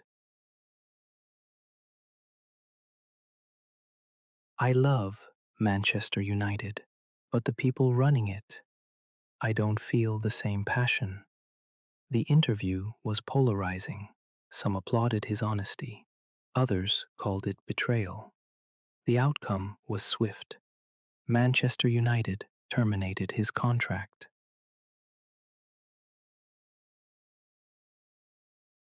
Just days before the World Cup. An ending without applause. And just like that, it was over. No testimonial, no Old Trafford ovation, no final walk around the pitch. One of the club's greatest ever players had exited through a side door, not celebrated, but scrutinized. But perhaps that too was part of Ronaldo's arc. He never chased comfort, he never played by the script. He walked out, head high, with the same defiance he walked in with. 11. Looking back without regret. Even now, as history reflects on those years, the numbers remain impossible to ignore. 101 goals for Juventus. 24 goals in his first season back at United. Countless records across 3 of Europe's top 5 leagues. One man, 3 countries, an unrelenting standard. And beneath the goals was a man who, even into his late 30s, refused to coast. There was no soft landing, no ceremonial farewell tour. He fought until the very last minute of the very last match, because that's all he's ever known. Legacy of the Mid-Chapters. Juventus and United, Part 2. May not define his legacy, but they proved it. They proved that greatness isn't just about peaking, it's about sustaining. That a legend doesn't disappear when the cameras dim. That hunger, when authentic, does not age. They showed a version of Ronaldo that was less superhuman and more human, more seasoned, more reflective, more aware that time, too, is a kind of opponent. And yet, even in those chapters, he never surrendered. 13. The thread that remained. Whether in the black and white of Juve or the red of United, the core was unchanged. He trained harder. He expected more. He demanded excellence from himself, from teammates, from history. And in doing so, he left a trail of goals, of echoes, of impossible expectations. 14. Preparing for the next step. When he left United for Al Nassr, it wasn't an ending. It was a recalibration, the chance to write the next chapter on his terms. The trophies may have come slower, the media louder, but the essence, that fire, that ritual, that refusal, never dimmed. 15. Closing reflection.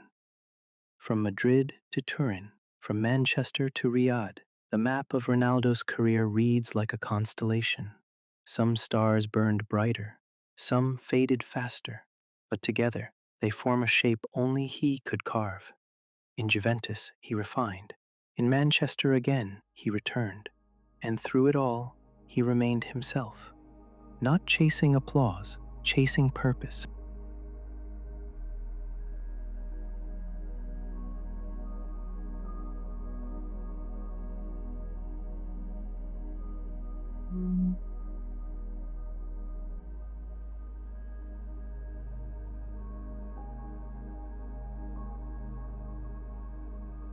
The Twilight Years.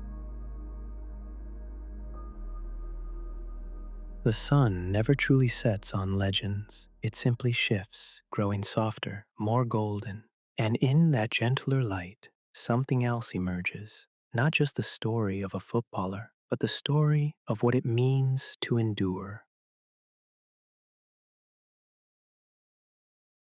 Cristiano Ronaldo's twilight was never going to be quiet. It was always going to burn with one final blaze, not of youthful fire, but of hardened flame.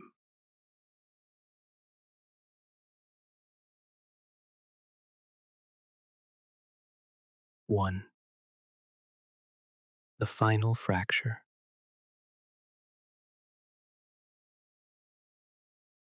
By late 2022, Cristiano Ronaldo stood at another crossroads. He had returned to Manchester United in glory,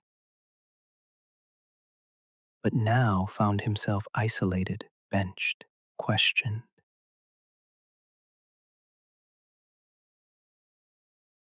The fracture came fast. First, the minutes dwindled. Then came whispers of tension with Eric Ten Hag, of misalignment, of a legend unwilling to fade. Then the interview. Piers Morgan, prime time, cameras rolling, Ronaldo, unfiltered. He spoke of disrespect, of being frozen out, of a club he no longer recognized. I feel betrayed, he said. I love the fans, but the people behind the club, I don't know. The interview split the football world in two. Some praised his honesty, others saw rebellion. But for Cristiano, it was truth, and it had a price. Just days before the 2022 World Cup, Manchester United terminated his contract. No ceremony, no handshake, no applause.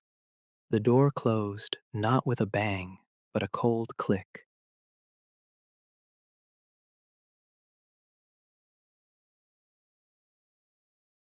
Qatar, one last World Cup. At 37, he arrived in Qatar for his fifth World Cup, not just as Portugal's captain, but as a symbol of legacy, of longevity, of the weight of time. He made history in the opening game, goal against Ghana, a penalty, clean and calm. With it, he became the first man to score in 5 different World Cups. The record books bowed again, but on the field, something had changed. Ronaldo was no longer untouchable. In the round of 16, he was benched. Gonzalo Ramos started in his place and scored a hat trick. Cristiano watched, silent, still. In the quarterfinals, Portugal fell to Morocco. Ronaldo came on in the second half, desperate to change fate. But the minutes passed, the whistle blew, and with it, an era ended. He walked off the pitch in tears, into the tunnel, into silence. No celebration, no final, no storybook ending.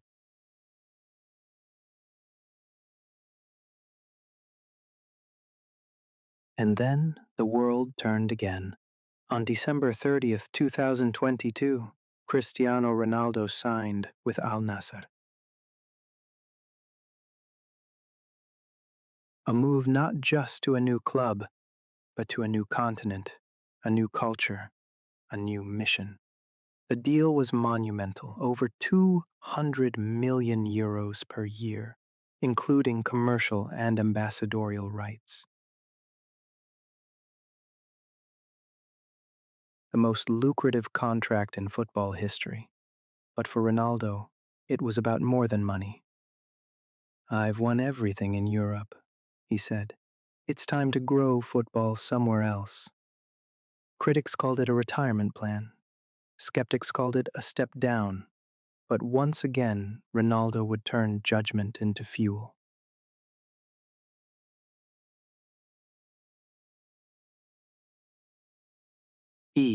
A new kingdom. In Saudi Arabia, Ronaldo was not just a player. He was a movement. Stadiums sold out. Jerseys disappeared from shelves. Social media exploded. Al Nassr, once a local powerhouse, became a global brand overnight. Every match was televised, every goal clipped and shared across the planet. He debuted with a brace, scored hat tricks, led comebacks, celebrated with the now iconic shoo echoing through Riyadh.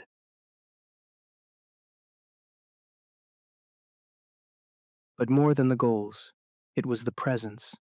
He brought gravitas, expectation, eyes, and soon others followed. Karim Benzema, Neymar, N'Golo Kante, Sadio Mane. Ronaldo had once transformed Manchester United, then Madrid, then Juventus. Now he was transforming an entire league.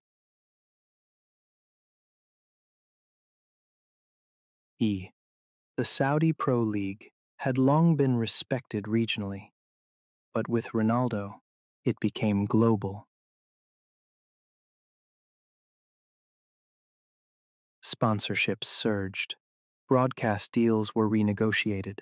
Stadiums were renovated. Youth academies flourished.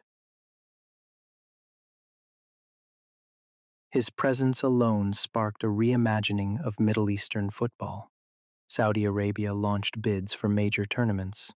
Their 2034 World Cup aspirations gained traction. Ronaldo had become more than a footballer.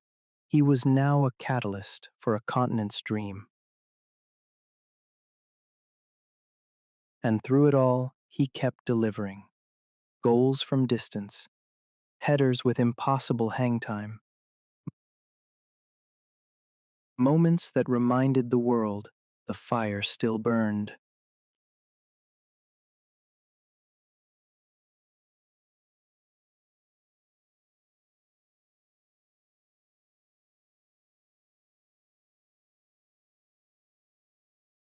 The burden of forever. Greatness, when sustained this long, becomes both gift and burden. The fans still expected miracles. The cameras still hovered. The debates still raged. Every mischance was analyzed. Every quiet game became a headline. But Ronaldo carried it all with the same certainty. He showed up, trained harder than anyone, lifted the standards of those around him, spoke less, worked more. And when the goals came, he celebrated not with arrogance, but with gratitude.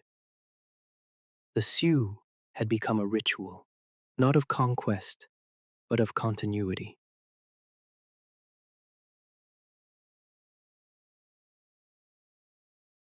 8. Chasing immortality. Even in his late 30s, the records continued to fall. First player to reach 850 career goals. Maintained record as top scorer in international football. Oldest player to score a hat trick in a top-tier league. Only man to score in 5 World Cups and 5 Euros. He didn't just extend the record books. He rewrote their rules. Every game, every goal, was history in motion, and he knew it. There was no false humility, only ambition, unapologetic and eternal.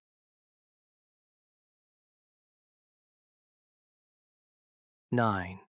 A shift in tone. With time, Ronaldo grew quieter. The media appearances slowed, the interviews became less frequent. The celebration still thundered, but his off-pitch presence softened. He spent more time with family, with his children, with his partner, Georgina, with Cristiano Jr., now rising in youth academies. He spoke more of legacy, of mentoring, of the desire to own a club, to guide young players. Not to teach them to be him, but to teach them how to be themselves with discipline and focus.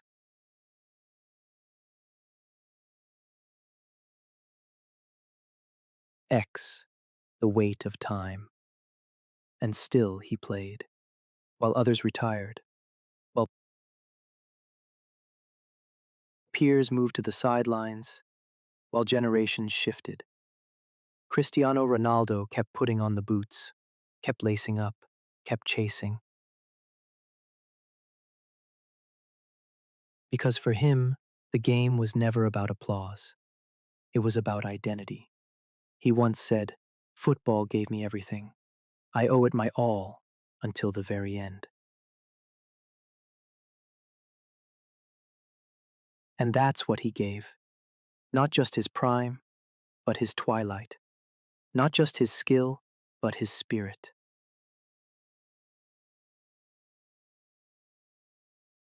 11. The future glimpsed. There is no final chapter yet, only pages unwritten. He may retire next year, or play until 41. He may return to Portugal, or stay in Riyadh, or build academies, or run clubs, or simply watch from the stands. But one thing is certain. Cristiano Ronaldo will never truly leave football, because you cannot remove a storm from the sky, only wait for its thunder to echo.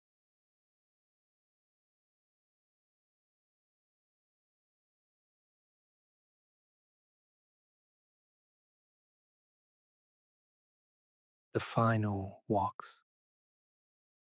Occasionally now, the camera catches him lingering after matches, walking alone, applauding a crowd.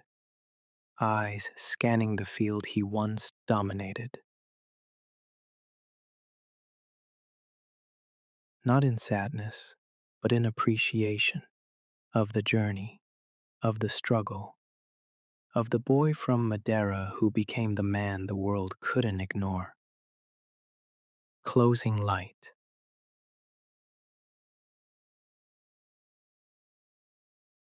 Twilight doesn't mean the end, it means the transition, the glow before nightfall. And Ronaldo's twilight, like all things he touched, burns brighter than most men's dawn. In this chapter, we do not mourn the slowing, we celebrate the staying, because longevity is its own kind of genius. He is still playing, still scoring, still shaping the game. But more than that, he is proving something even deeper, that greatness is not measured in youth. It is measured in endurance. And in that, Cristiano Ronaldo remains untouched.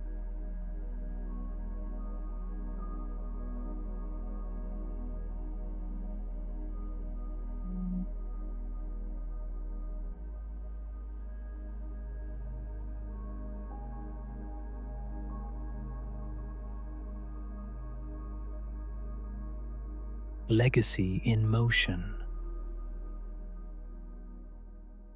Long after the boots are unlaced, long after the final whistle echoes into memory, legacy begins to move.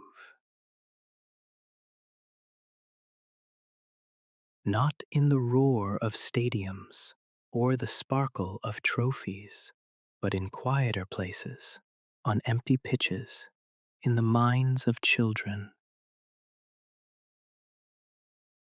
through echoes in the rhythm of the game itself. Cristiano Ronaldo's legacy did not wait for retirement to begin. It is already in motion. It lives not in statues, though they stand in his name.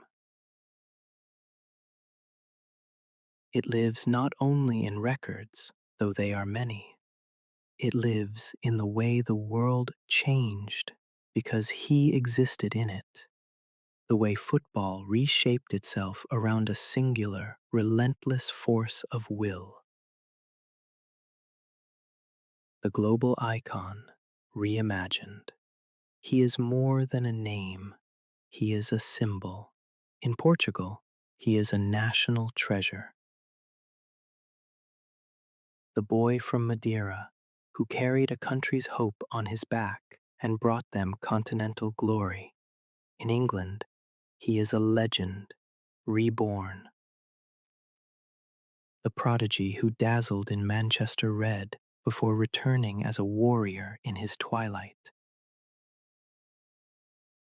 In Spain, he is Real Madrid's greatest ever goal scorer, the man who defined an era. In Italy, he is a title winner, a goal machine, a force even in his 30s, and now, in Saudi Arabia, he is a pioneer. When Ronaldo joined Al Nassr in 2022, it wasn't just a move for personal gain or spectacle. It was a tectonic shift. Within days, shirt sales exploded. Social media numbers skyrocketed. Stadiums that were once half full pulsed with energy. The Saudi Pro League, long in the shadows, was thrust into the global spotlight. His arrival opened the floodgates. Within a year, dozens of European stars followed. Broadcast deals expanded. Investment surged.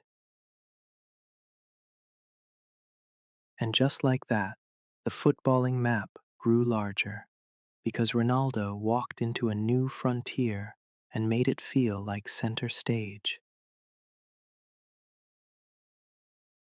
He does not follow waves, he creates them, the children who mimic the great. Across the globe, on dusty lots and manicured academies alike, young boys strike poses with arms outstretched. They leap into the air and land with that signature spin. They shout, "Siu!" Not because they've seen it on highlight reels, but because it's etched into their imagination. Cristiano Ronaldo is not just watched, he is imitated. His stepovers, his free kick stance, his sprinting form, his celebrations, his routines, they are more than habits, they are templates. In a world where players come and go, few leave behind a language. Ronaldo created one. He didn't just inspire dreams, he gave them shape.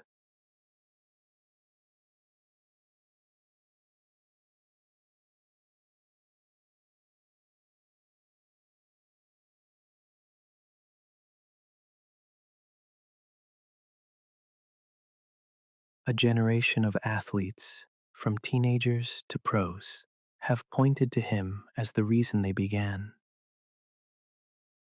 the standard they chase, the shadow they measure themselves against, the cult of discipline. In a time obsessed with ease and shortcuts, Ronaldo became a symbol of the opposite. He was proof that the formula still works. Work harder than everyone, every day, forever. No alcohol, no sugar, no compromise. Ice baths, cryotherapy, hyperbaric chambers, stretching, recovery, repetition. At 38, he trained with the intensity of a 23-year-old trying to make the squad. At 18, he trained like someone who feared being cut. This obsession became legend. Teammates would enter the gym and find him already mid-session. Some would show up early to beat him there, only to discover he had come earlier still. He turned discipline into myth, and myth into method. Aspiring athletes across sports began following Ronaldo-style regimens. Fitness brands promoted CR7-style diets. Fans turned to his routines, not just for goals, but for guidance. He didn't just reshape his body. He reshaped what the modern footballer was expected to be. Not just talented, tireless, the voice beyond the game. He was never shy, never passive, never politically bland. Ronaldo spoke with sharp edges, at times divisive, at times defiant, but never dull.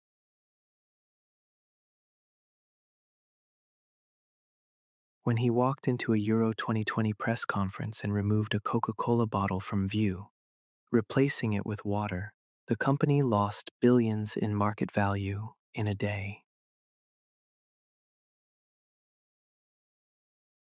A gesture, a principle, a message.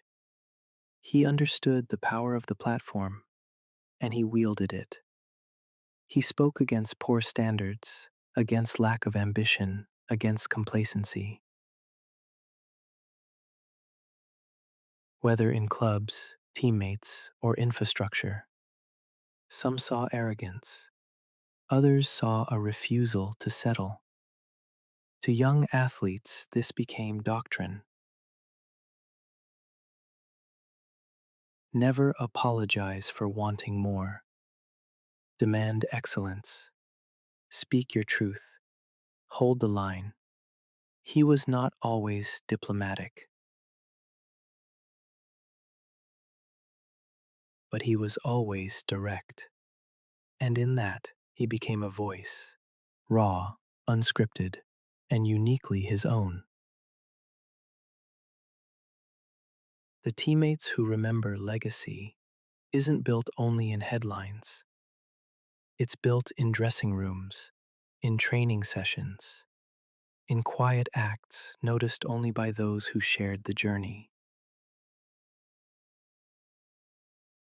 From Manchester to Madrid, Turin to Riyadh, players who trained alongside him speak the same words: machine, competitor, example, relentless.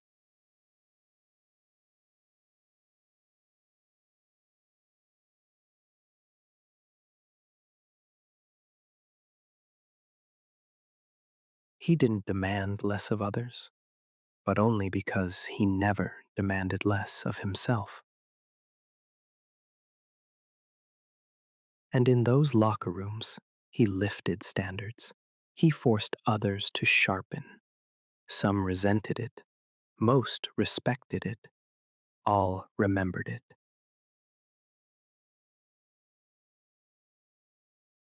That is legacy, not just being admired, but being felt. The rivals who respect. Even those who stood opposite him knew facing Ronaldo was unlike anything else. Gerard Piqué, a longtime foe at Barcelona, once admitted, Cristiano is relentless. He doesn't let you breathe. Gianluigi Buffon, the iconic goalkeeper, said Ronaldo was the difference in Champions League defeats.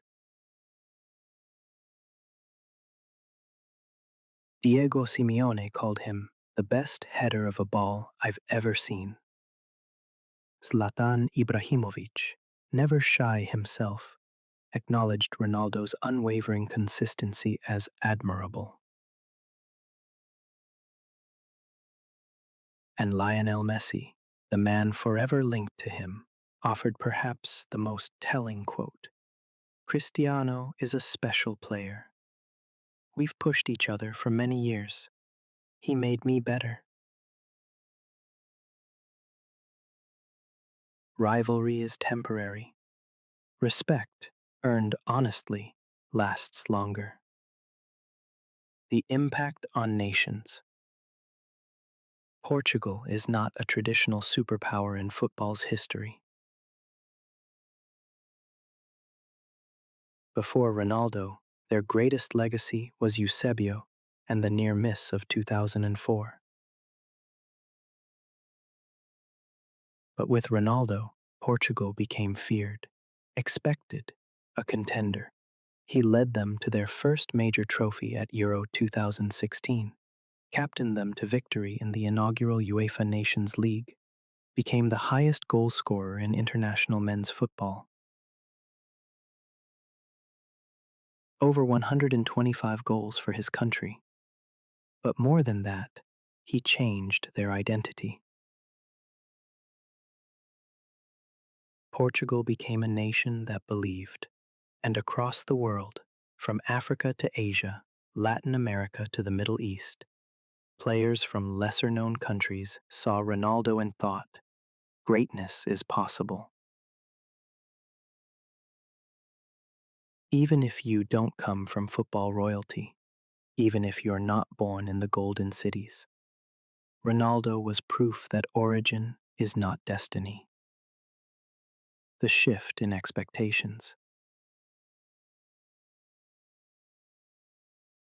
Before Ronaldo and Messi, a 30-year-old striker was considered past his peak. Longevity was respected, but not expected. Now,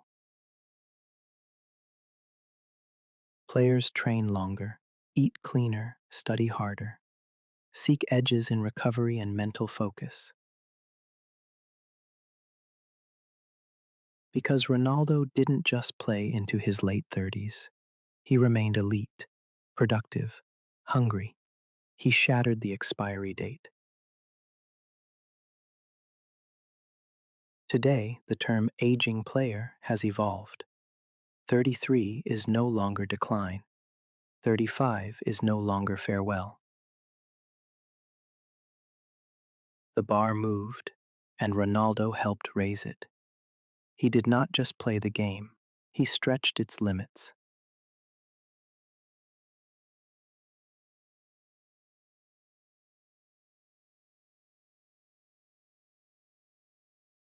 The silence that will follow. One day, Ronaldo will play his last match. There will be a standing ovation, a lap of honor, a documentary, a mural, a world watching. But the deeper legacy will begin in silence. In the way fans will look at a young forward and say, "He reminds me of Cristiano." In the way a child stays after practice to run sprints alone. In the way an entire league still measures its ambition by whether it can attract someone like him. His legacy is not a moment, it is a movement, and movements continue even when the mover steps away. A life lived forward.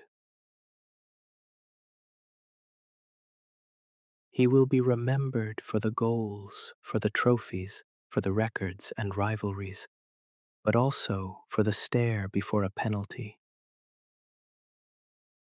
the leap that seemed to pause mid-air, the sprint across the pitch in the 90th minute, the arms wide open after a goal, defiance and joy in equal measure. He will be remembered not just for what he won, but for how he chased it. With fury, with elegance, with discipline, with belief. He inspired love, he inspired debate, but above all, he inspired motion. In careers, in lives, in minds. Cristiano Ronaldo did not simply play football, he moved it forward.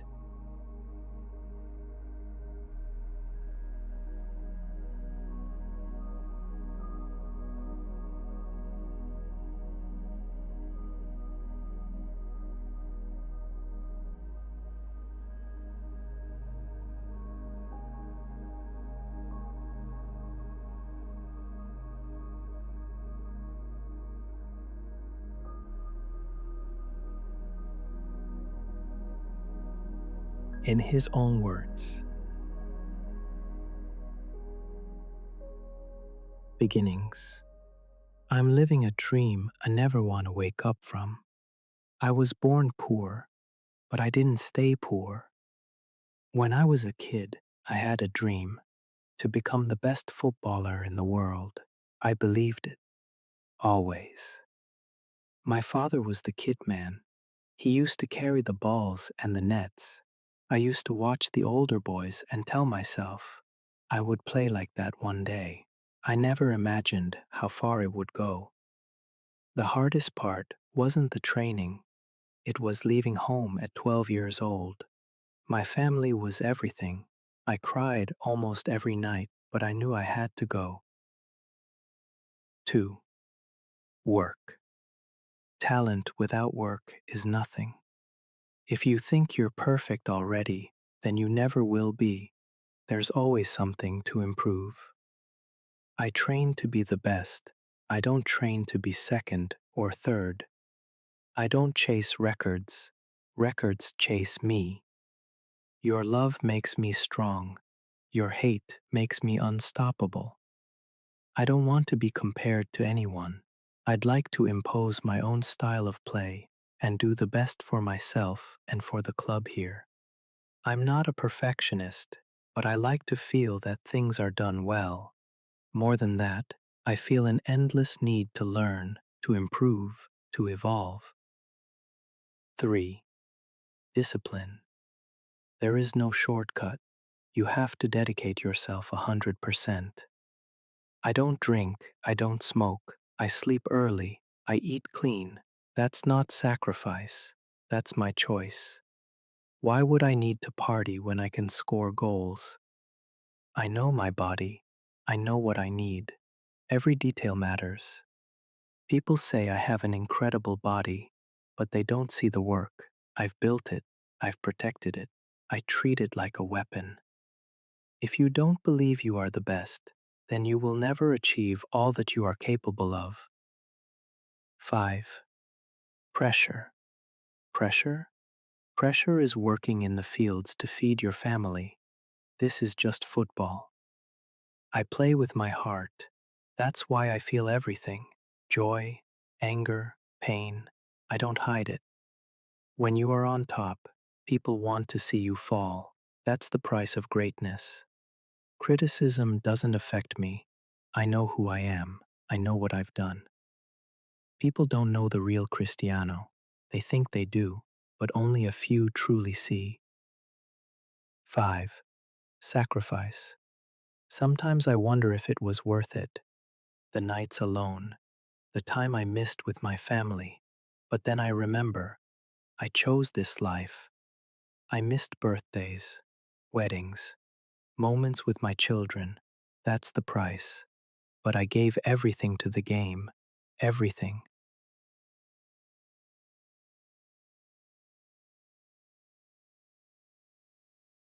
Fame is not easy. People think it is. But I can't walk in the street. I can't live like others. I have to think about everything, always. There were times I cried at night, times I questioned things, but I never gave up, never. 6. Fatherhood. Being a father changes everything. It gives you another purpose. I want my son to see me play, to see who I am, not just in videos, but in real life.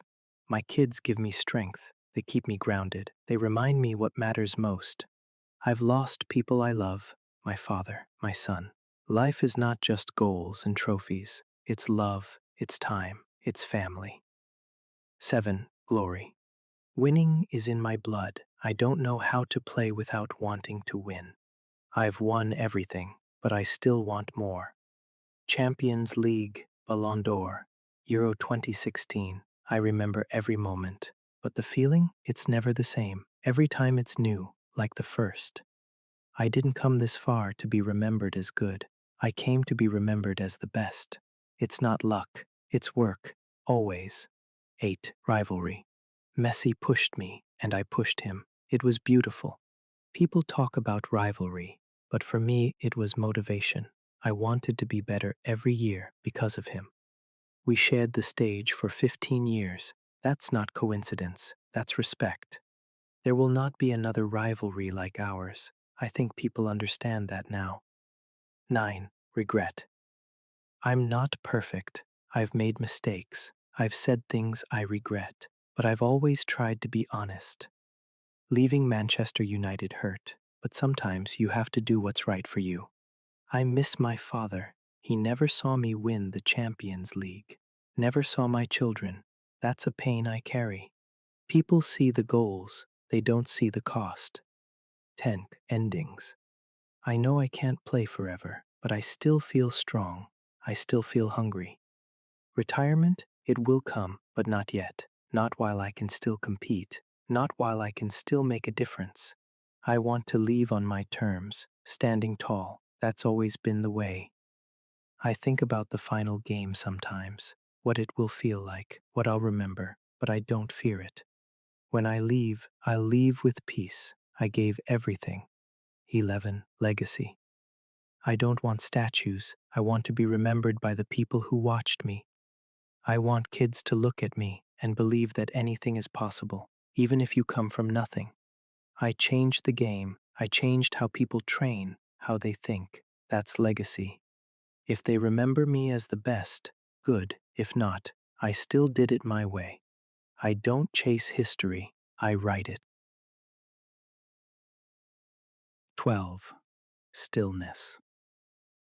At night, Sometimes I lie awake and think, what's next? Football gave me everything, but one day it will be quiet. Maybe I'll coach, maybe not. Maybe I'll disappear for a while, just be with my family. But I'll always love the game. I'll always be watching. And when I'm gone, the game will continue. That's how it should be. 13. A whisper, a roar. People will talk. They'll debate. Messi, Ronaldo, who was better? It doesn't matter. The truth is, we lived at the same time. We gave the world something they'll never forget. There is no me without the game, no game without the people. I'm just a boy who worked harder than anyone thought possible. If my story inspires even one child to believe, then I've done enough. Remember me not just for the goals, but for the fight. I was never just playing football. I was living it.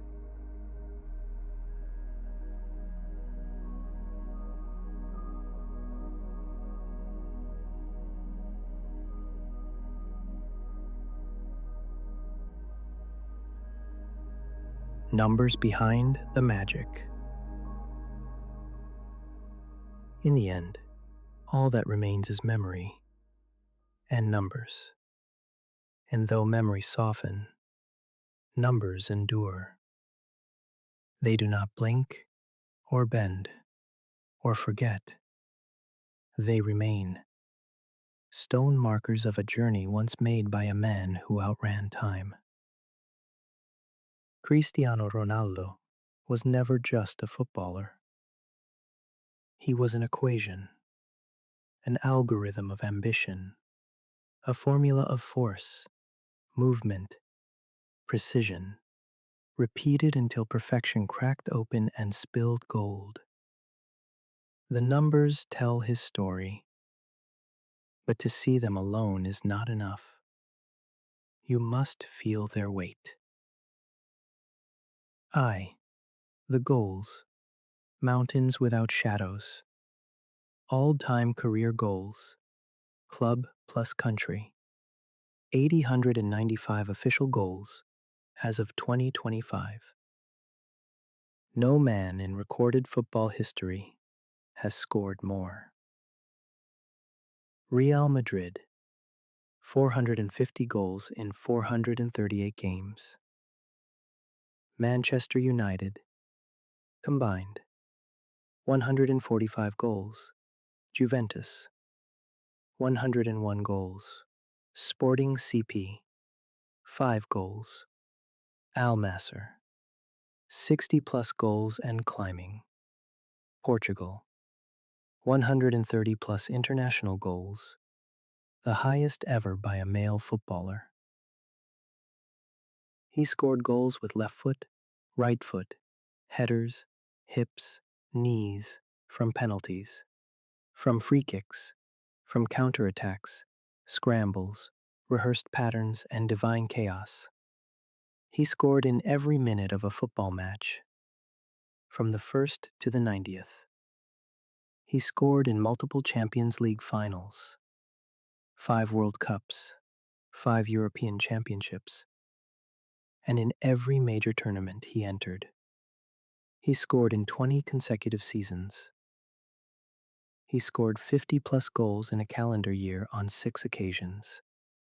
He scored 60 goals in 4 consecutive years between 2011 and 2014. There is no era, angle, or adversary that did not yield to his finishing touch. International brilliance. Ronaldo made his debut for Portugal in 2003. He became its captain in 2008. By 2025, he had transformed from a skinny teenager crying after a Euro 2004 final loss to the most lethal international forward the men's game has ever known. First man to score in 5 different World Cups. First man to score in 5 different European Championships. First international male footballer to surpass 100, 110, 120, and then 130 international goals. Top scorer in European Championship history, 14 goals. Top scorer in UEFA Nations League history, most international hat-tricks by a male player, 10 plus. He led Portugal to Euro 2016, triumph, UEFA Nations League title in 2019, World Cup semifinal 2006, and multiple knockout appearances. For a nation once starved of silverware, he became its banner, voice, and blade. 2. The Champions League, his kingdom. No player has ever dominated European football's greatest stage quite like Cristiano Ronaldo. UEFA Champions League records as of 2025. Most goals, 140 plus. Most assists, 40 plus. Most appearances, 180 plus. Most goals in a single season, 17, 2013 to 14. Only player to score in 3 different UCL finals. Only player to win 5 UCL titles in the modern format. He scored in 11 consecutive matches. He had hat tricks in quarterfinals, semifinals, rescue missions, revenge matches.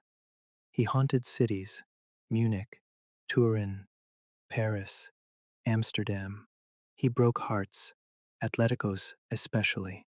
He made nights feel mythic. If the World Cup belonged to the realm of dreams, the Champions League belonged to Ronaldo's will. IV. Club career stats. Numbers with teeth. Sporting CP. 2002 to 2003. 31 appearances, 5 goals, 6 assists. A teenager. Raw. Irregular. Flashing through the lines. But already, something glowed beneath the surface. Manchester United. 2003 to 2009. 2021 to 2022. 346 appearances, 145 goals, 64 assists, 3 Premier League titles, 1 Champions League, 2 League Cups, 1 FA Cup, 1 FIFA Club World Cup. From stepovers to superstardom, he arrived a prodigy and left a phenomenon. Real Madrid, 2009, 2018. 438 appearances, 450 goals, 131 assists, 4 Champions League titles, 2 La Liga titles, 2 Copa del Reys, 3 UEFA Super Cups, 3 FIFA Club World Cups. Arguably the greatest club tenure in modern history, a goal a game for nearly a decade, a siege on all logic. He didn't just play in El Clásicos, he shaped them. Juventus, 2018 to 2021. 134 appearances, 101 goals, 22 assists, 2 Serie A titles.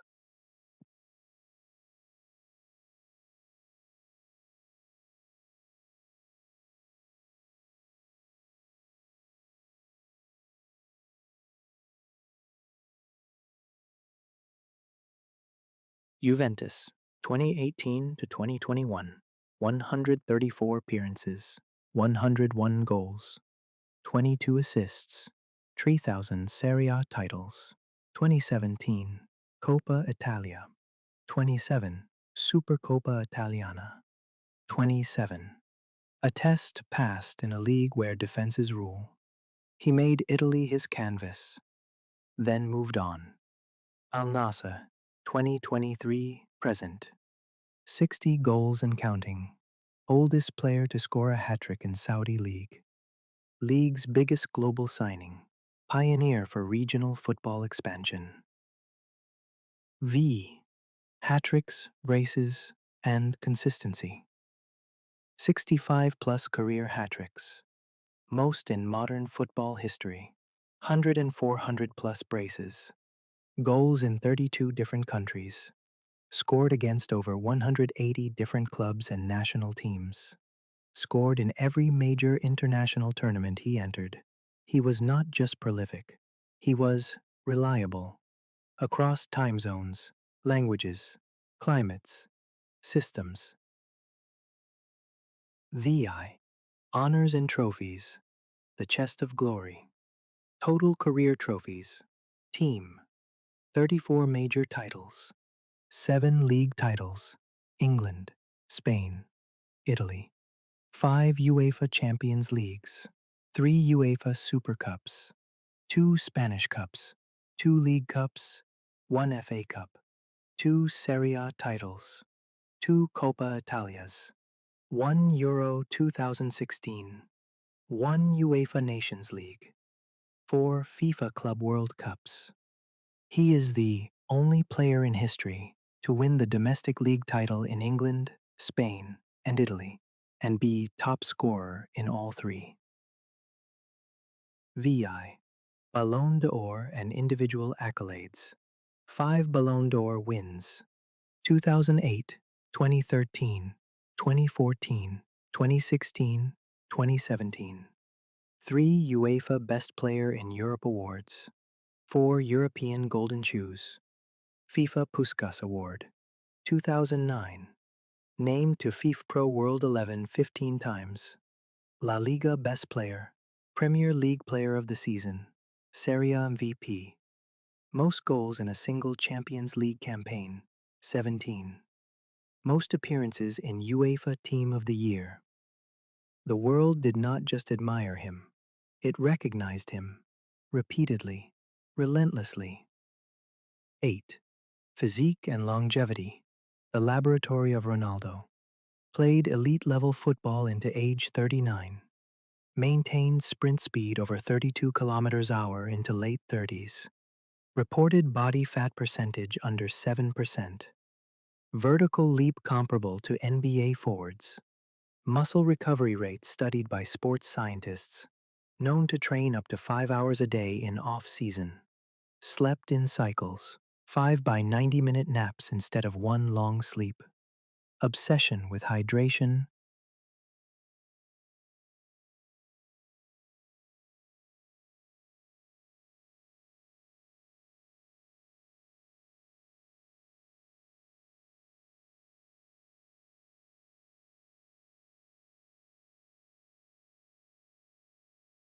Cryotherapy.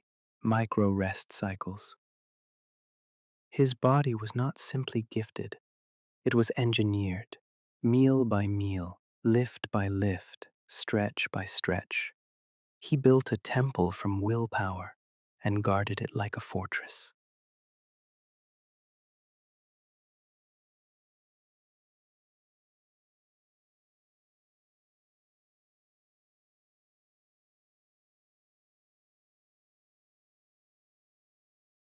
Ronaldo's fame eclipsed sport.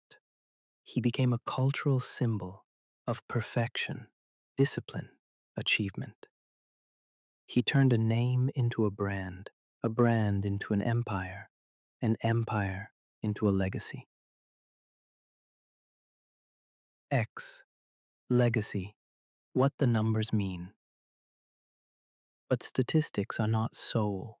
They are proof, not poetry. And yet in Ronaldo's case, they almost are both. Each goal is a memory, each assist a moment shared, each appearance a commitment you cannot quantify. The young boy in Madeira juggling oranges, the tears in Lisbon at 19, the roar at Old Trafford in 2008, the silence after Euro 2016 injury, followed by sideline leadership, the towering header against Sampdoria, the 3 fingers held high after another UCL hat trick, the walk off the pitch in Qatar, the shadow of goodbye behind him. But the numbers anchor these memories. They ensure the world remembers. 11. A final perspective. Cristiano Ronaldo did not just chase greatness, he defined it by measure. In a sport played by billions, he sits atop, statistically, symbolically, spiritually.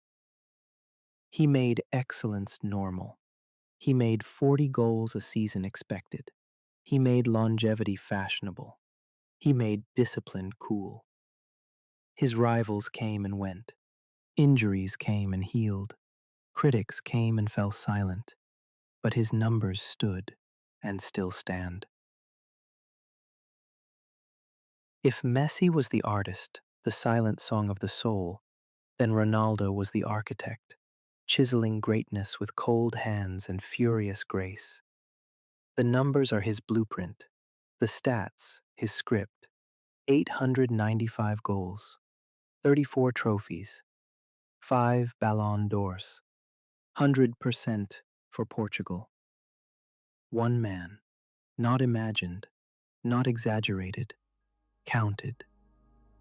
And in counting, we begin to understand.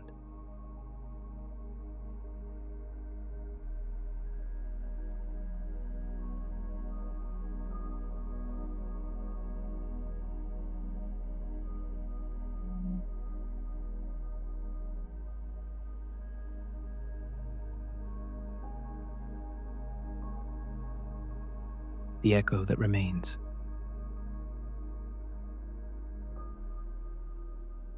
When a storm finally passes, what remains is the silence it shaped, the stillness that only follows sound, the echo. Cristiano Ronaldo has played for 2 decades, scored in 4, broken nearly every record this game could offer, lifted trophies across 3 countries, stood on the podium of greatness with an unmoving gaze. And now, as his footsteps grow softer on the grass, we find ourselves not cheering, but listening. Because for all the noise he made, the goals, the celebrations, the debates, what truly lingers is the imprint. The boy from Madeira did not ask permission. He demanded space in history and then carved it, from granite, sweat, and a will unbent.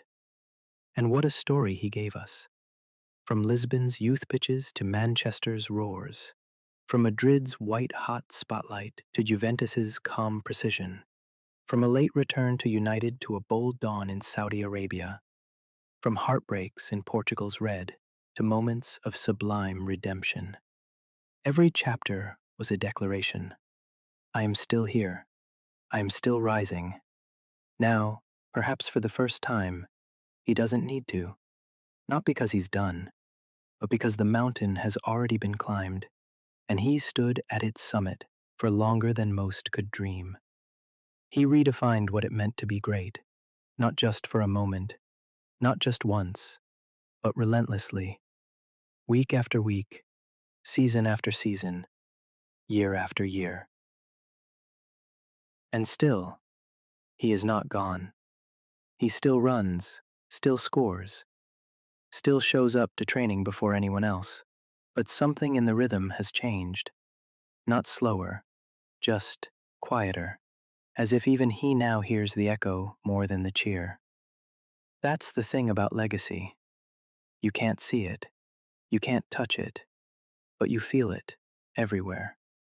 In every young player who studies his footwork, in every child who mimics his celebration in the park, in every gym where someone trains a little harder, because greatness no longer feels like myth, it feels like blueprint. And when the day does come, when the boots are hung, and the roar fades for the final time, his story will not dim. It will circulate, in data, in dreams, in documentaries, in short clips and long memories, in history books and bedtime stories alike.